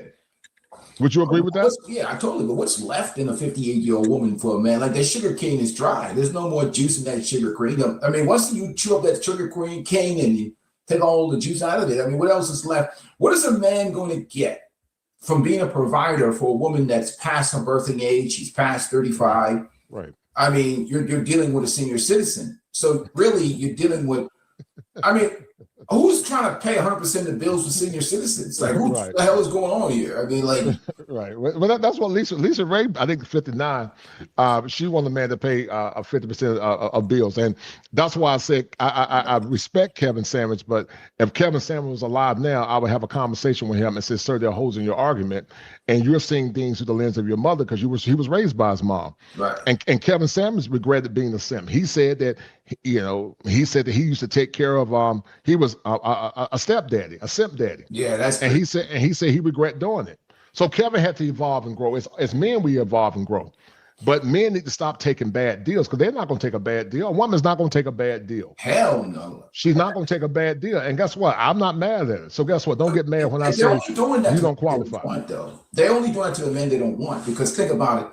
But for men that are older, mature, and whatever else, and if men have to pay 100% of the bills, and he's a masculine man, he's going to go out like Bill Parcells. He's going out like Parcells. Right. he got the 26-year-old girl. Right. You see when he did that fake feminist thing? What he did is he had the girl pretend like she was empowered, and she went off in the news. That's a scam. Bill ran that play, right? You notice you haven't heard anything about her acting up since then? Mm-hmm. That's true. Bill control that girl. That's what true. Bill did was I call it feeding the hyenas. What Bill did was this. Bill is very smart. He's going to show the girl like she's just getting over on him, and she has him in check, and she's in charge. And he knows that these feminists are slaves to empowered women, taking advantage to men and mistreating men. Right. So what he did is he fed the hyenas, and he got them off his scent. So now when they see the young girl on the sidelines and everywhere, they're like, yeah, that bitch she's got that dude under control. While Bill is pounding the hell out of that at night and telling her to shut up and go sit in the corner. Bill is clever, man. I don't fall for that fake shit. But if a man has to pay 100% of the bills and he's old, and all these women, the old one wanting for money, the young one wanting for money, he's just going to go out like Parcells. Right. They're not looking for connection and love. They're just look at Lisa Ray. They're looking for money. And now you guys, right. And Lisa Ray is not giving you nothing in return. That's why when I hear these conversations, I cringe. You know, I can see if a woman was being fair. So, okay, I'm an older woman like Lisa Ray. I'm 59. I'm old. And so I don't expect this man to come in and be 100% provider male.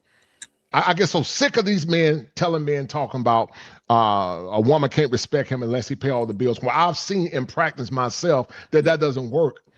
And even if it did work, a man should never pay 100% all bills for an old woman that's used up or these young 304s that's giving their bodies away to multiple men.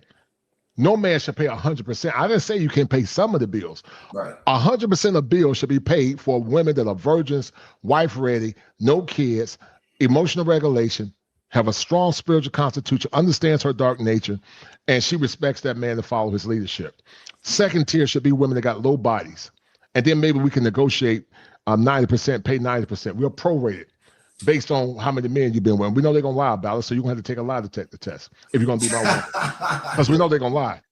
I'm not going to invest. Listen, let me ask you a question, Peaceful Life. You were a cop, and I was in law enforcement. We both worked in law enforcement. I went to school to be a cop. You were a cop. I could have been a cop. I had associates in law enforcement.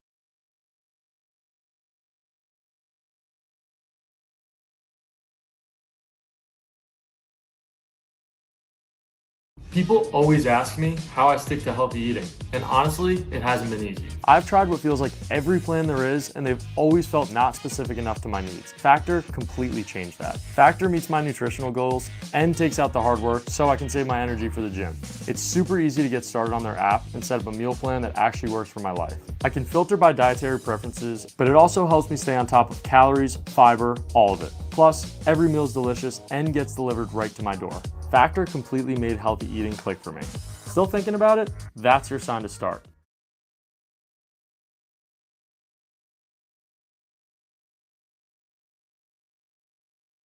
A year ago, this would have required an entire visual effects team. And today you can turn your ideas into blockbuster scenes. When people decide what crime is, they say, what was the intent? Am I right or wrong? Right. You have to establish what the intent was. But also, when people decide to determine if there was a crime, they look at the background. They're going to do a background check, or they're going to do forensics to determine what the issue is. Anytime a person go into any kind of relationship, they're going to do a background to see if that person's value system line up with theirs. Right. But when it comes down to relationships, somehow we say her past don't matter, and we're supposed to look past it. And it burns me up because you know and I know it takes men years to become who we are. It took me years to become the man that I am. Right. A lot of sacrifice, a lot of hard work. And so they don't want these stories to get out because women by nature are solipsistic and by nature they're very manipulative. Right. They're going to manipulate you. They're going to come in and act like they down with men or that she with your program, but she really has an agenda. It's just a mask. They all wear the mask, and then until you say I do, they pull the mask off. And you look at delayed relationships too. What the problem becomes is this: women are putting everything first and then putting marriage and family second. Mm-hmm. So if you put your career, college, sexual liberation on the front end and your childbirthing years, and you've been alpha widowed over time, you know what I mean? Like the dudes have vigorously and viciously enjoyed you in college and dating, and the guy that's getting married is now number 10, number 20, number 30. Mm-hmm. I mean, how does someone stay faithful and loyal into a relationship? What is this guy getting? This woman has lost her ability to imprint and pair bond, and because you're always competing against the other guy, the other 20 guys that she's been with, and you just sign a contract with this woman. Or you've made a covenant with this woman that has had 30 guys and has delayed marriage and family until she's older, ran through, and it's It's getting to the point where it doesn't even make any sense, right? It doesn't make any sense. It's like the married guys getting it doesn't make any worst sense, deal brother. ever. It doesn't make any sense. Let me tell you something.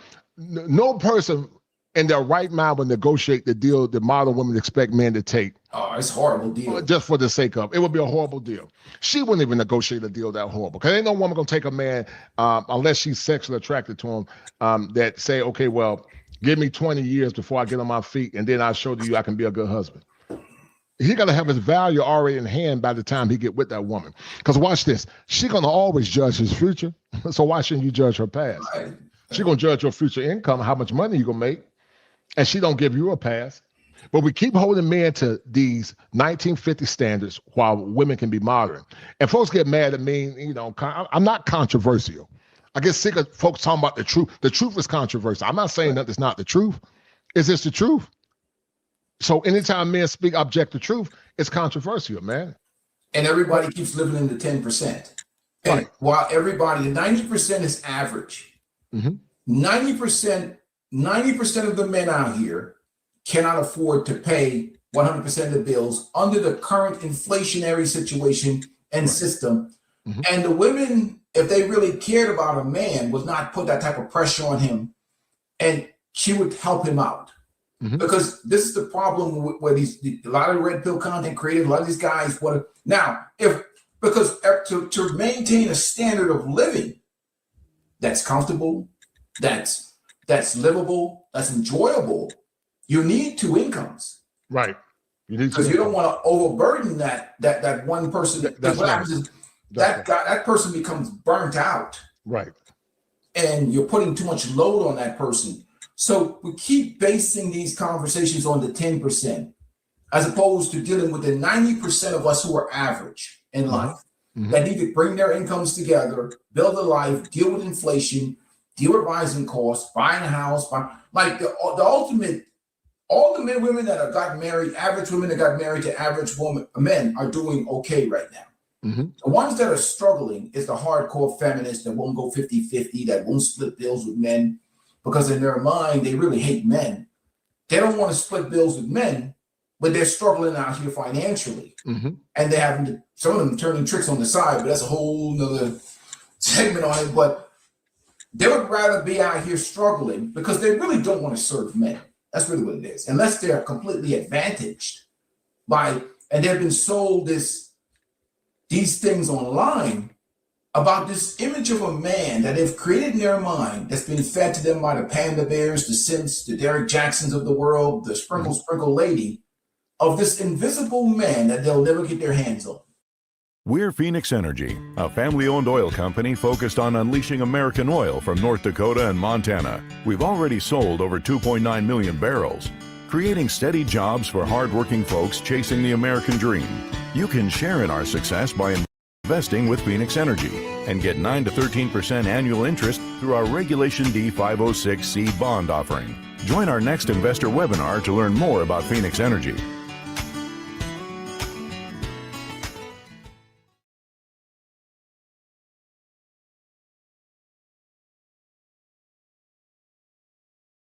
Quickest way to improve vision. This is the quickest way to improve vision without drops, surgeries, or injections, even if you have AMD, cataracts, or glaucoma. Did you hear Oxford discovered vision problems are 100? Right. And you know what's so sad is what this Cheryl 7 chick did to her husband when he passed away. Oh yeah, she just basically said, you know, he's a nobody. Yeah, he's a provider. He paid all the bills. She saw that. She just saw him as a human doing, man. It's terrible, bro. She didn't see no redeeming value in that, man. Yeah, it was disgusting, man. Like you know, there's certain things that I guess of the past that we just didn't do, man. We didn't talk about money when people passed away. You talked about their character, the type of person they were, how good they were to you and the family, and you know everything, the good things, good deeds in life, and who they were as a human being. You never talk about he was a good husband, he was a provider, now he's dead. Like she created this. Right. Very narcissistic. It's narcissism, and again, it is spread globally. And I see it now. Even when I look at the Chinese have it bad, man. It's a global thing created by this narcissistic, that the social media, how would I put it? Social media has created a new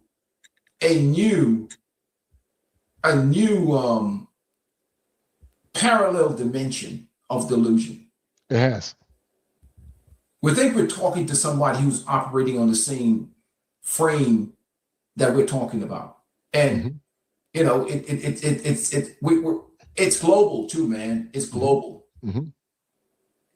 You know, it's you know, and this one say, hey, there you go. Look, Q put it best. I know white men in upper levels management or administrators would ever make their wives pay 50%. Black women and any other chick is delusional if they honestly think they will contribute nothing. But the problem is it all goes to the same pot. You're making the family wealthy. When a woman adds to the pot, a man adds to the pot, you're investing that money, you're investing in stocks and bonds and mutual funds and real estate and property. You're building a life together. By joining income and joining things. I don't get this selfish self. I think what it is just feminists that are, they tried the strong and independent thing. That crashed. They did the sexual liberation thing. That's crashed. Now they're just like, I'm gonna find me a sucker simp. You said 50-50 type. Oh, yeah, I got you. It's like, I'm going to find me a sucker now down at the end of this rainbow after I've mismanaged my blessings between my leg. And I'm going to find that sucker now. Because you know what they try to do? I think they overcharge the guy they wouldn't have dated when they were 21. Right. He's now 35, 33. He's a software engineer. He's squared away. He's whatever. They wouldn't have dated him when he was 21. Now, Mook, Day Day, and Daquan and Quintavious, they've already put some serious mileage on her. But there goes Kevin, the software engineer. He's 33, 34. He's making $150 a year. Now he got to pay 100% of the bills. When that chick slept with Mook was the first of the month dude. And he thoroughly, vigorously, viciously pounded her out. Thoroughly. I mean, he went thorough with her. And now that dude, she wants him to marry her. She goes to the church, repents of her sin, pretends to be a born-again Christian, tries to do the religious backdoor. She tells him, I have been on a celibacy journey for 1 year. And I want a man that's God-fearing and how they say it now? I can't even say that. Well, he's equally yoked, or what a word they use. Yeah, equally yoked. That's it. They want a man that's equally yoked. Oh my God. But she's been yoked by multiple men. I mean, the body counts is like, now they go for, I mean, this is disrespectful to the church, I'll be honest with you. And some of these pastors, they just accept that. They rebrand and they misuse the God, religion, and then they talk about, you know, they'll try and religious shame that guy into marrying them, right? And call him some type of sexual demon because he wants to enjoy what.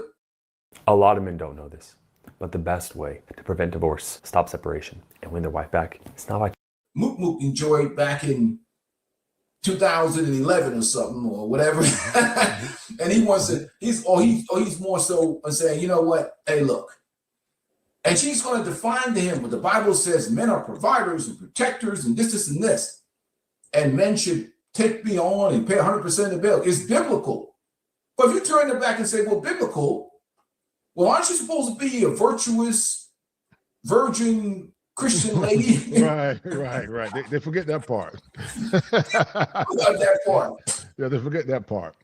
They forget that part. I think you know what the problem was. A lot of these women, they talk virtue, but yet some of these women still want to be modern women because they give their bodies away. They say they believe in they don't have a problem with women being sexually expressive, which that's their right. But you can't say you don't have a problem with that if you're a woman of faith. You can't say, well, I don't care about women, being sexually expressive. If you're a woman of faith, you can't be saying that, because that's counterintuitive to what theology teaches. Now, I know that men don't have as much power as they used to have over these 304s. We know they don't have as much power as they used to have. I get it, but I'm talking about men that are striving to do the right thing. We know it's hard to find. If they're striving, then they should have say so over the kind of woman that they want, and not feel like they have to settle for any woman. They shouldn't have to feel like they got to settle because society told them, Jesus forgave me. So because Jesus forgave me, you're supposed to forgive me too and accept all my bad choices that I made, and and whatnot. And so we always want to give them an escape route. I'm not against women doing them. If that's what they want to do, they can be with a million men if they want to. The only thing I'm saying is that don't expect to be treated like the women that made good choices and had moral discipline. That's all I'm saying. If women want to swing for chandeliers and give their bodies to most men, that's their business. I personally don't care. But don't come in expecting to be treated like you're a virtuous woman. That's all I'm saying. Is that not fair? That's fair, but the rebranding is, again, they'll run that, I call it the religious Hail Mary. Right. The game is on the line. Remember when Seattle ran that ball into the end zone when they had back in the day, not this championship, the last one. And it was on the 1 yard line or whatever, and the clock was running out, or that long pass into the end zone. That's the Hail Mary. I call it the religious Hail Mary. It's almost like they've turned the church into a Jasper engine rebuilding center where they can go in there and get their, organs rebuilt and come back out virgins, and you can't see no kids behind that. I'm saying that spiritual spiritual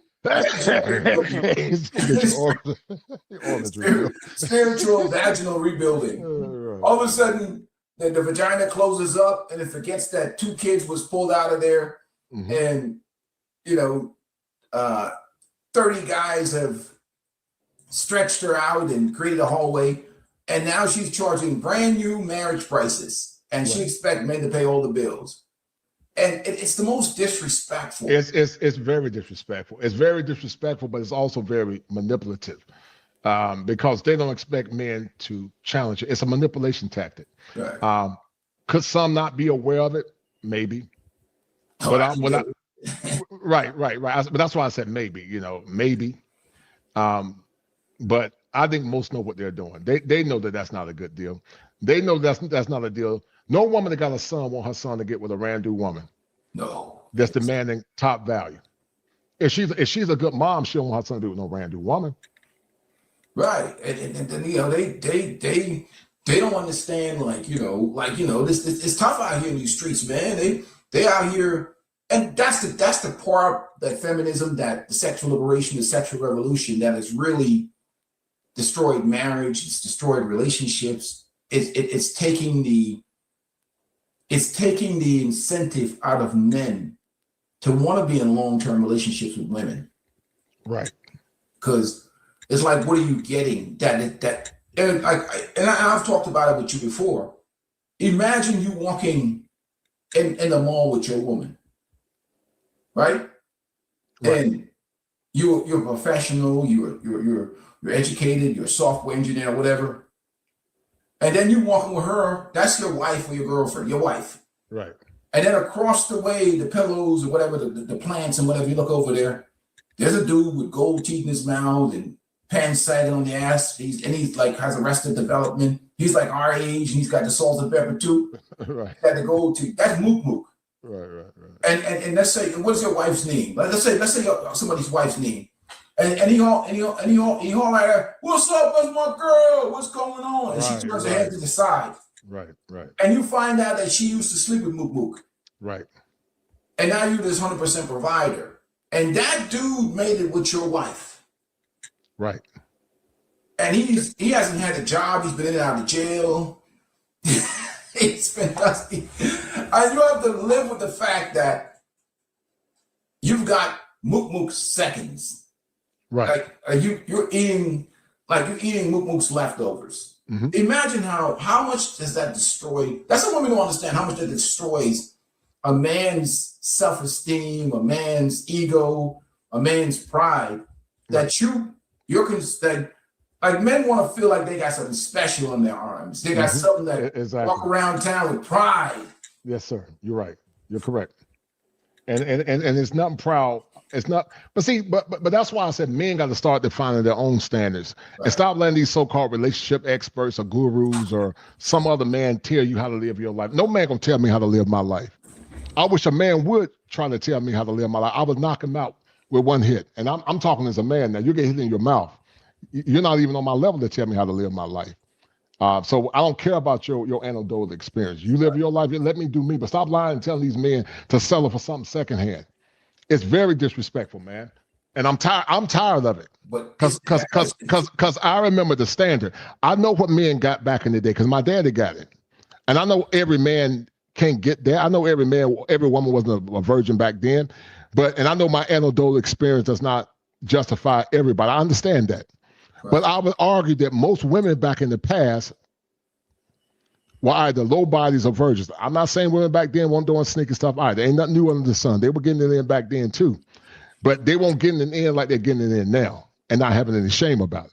But there was a lower probability that you're walking with your woman, that she will encounter some guy or a guy that had sex with her.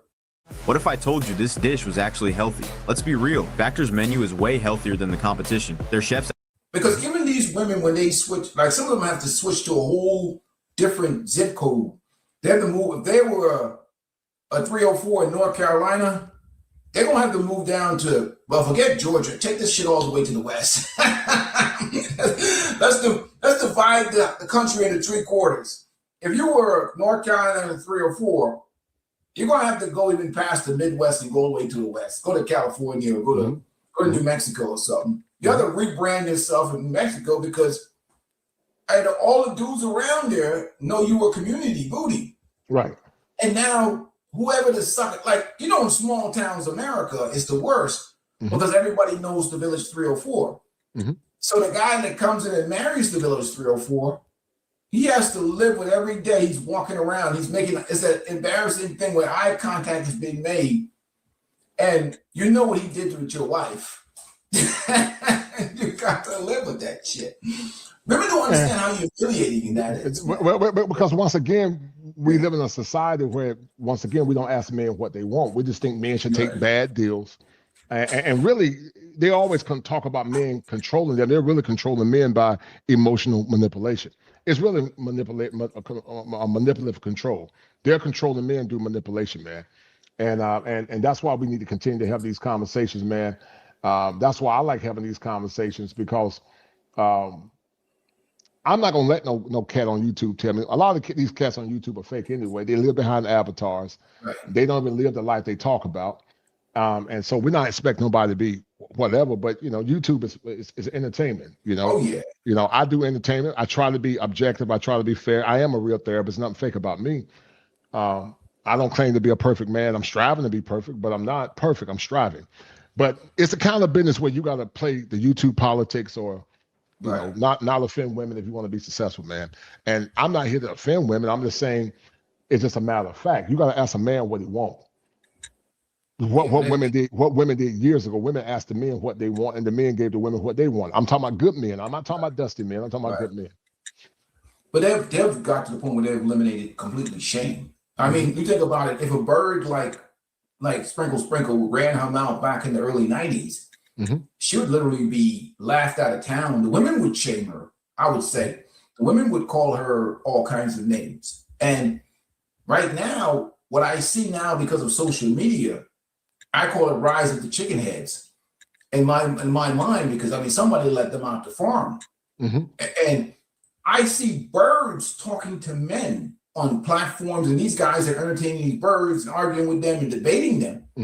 Back in the day, dudes wouldn't talk to chicken heads like that. They'd be like, shut up, chicken, get out of here. they'll shut down these chicken heads, but we got birds weave head women and lashes, and you can tell these women are burnt out with tremendous amount of wear and tear on them, and they're talking to men, shaming them, disrespecting them, telling them what they deserve. I saw one chicken head in the video talking about men got to pay for her daycare, for the dater, for some other man's kids. Imagine the audacity. I'm shocked with it, but it's like I woke up in the Twilight Zone, man. The audacity of chicken heads. That's why I stay inside sometimes. I'll be like, I'm in disbelief because I'm out of touch with the culture. But it's like I woke up in a new dimension, a parallel dimension where masculinity was canceled. The audacity of chicken heads. I got to make a video about that because we're talking about women that would have been shunned back in the day. Now they're empowered with videos, women with platform, like a woman like Check Sexy Red back in the day. That's a flying chicken, Glorilla. Those women were at the bottom of the barrel back in the day. They're like, but this is who the culture worships, and this is what people this is what people who are talking about standards and what men should be doing. Chicken heads telling men what they should be doing. I think that's what the problem is with the culture. Man. Right. They're telling men how to be men. Yeah, and that's a fundamental flaw. I got about 5 minutes. I got to run, man. Well, we got to get out of here anyhow. We got to get some support for this channel, man. Guys, you're the Kosher Clinician here. You want these streams to come through, we got to have to get some support the channel. Let me put the Kosher's cash up. We're going to get out of here in a little bit. Yeah, I got another good show coming up, man. I might even bring you on that one. I'm trying to, I'm gonna repackage it, but I do this because I want to see men do well. And peaceful life. You and I talk about it all the time. We're content creators. We're male content creators, and I don't know if you got the guys that are listening. If you like male content, support it, man. It's, it takes a lot of time to do these shows, to put it together. We do it for the brothers. People always say y'all is doing it to make money. Yes, we're doing YouTube to make money and also empower men. We're just not doing it. No man gonna put 2 hours of his time on the line just to talk for the sake of talking. You do it with the incentive to be incentivized.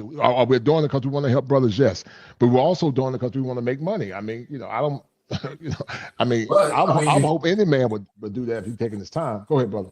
I mean, if we really wanted to. If you really want to make money on YouTube, you just got to create a panda bear in China. You got to practice your panda bear technique, Kosher. You got to get in there and start. You first got to find yourself 400-pound women in the background, and you sit there. You give them your best Kosher spiel about how you love big women and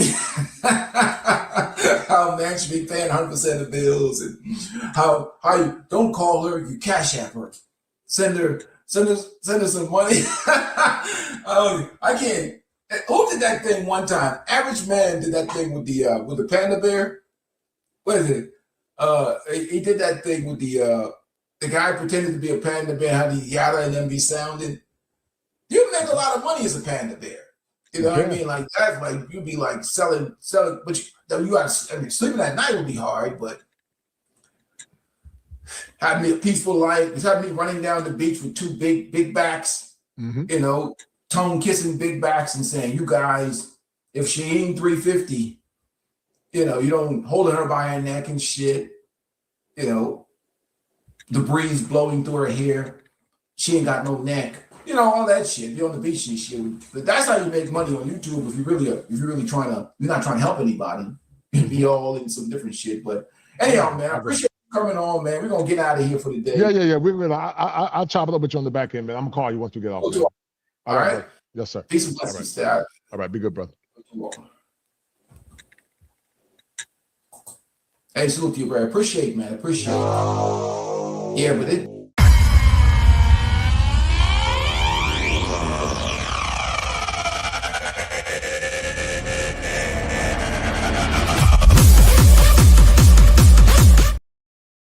Nigga ass, loser ass nigga. Your video with comments about He's a loser. Female. Just to let you niggas know, we don't need y'all.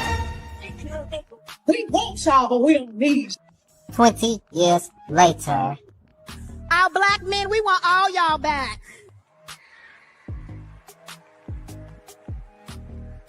Because we love you, we see you, kings, and most importantly, we need you.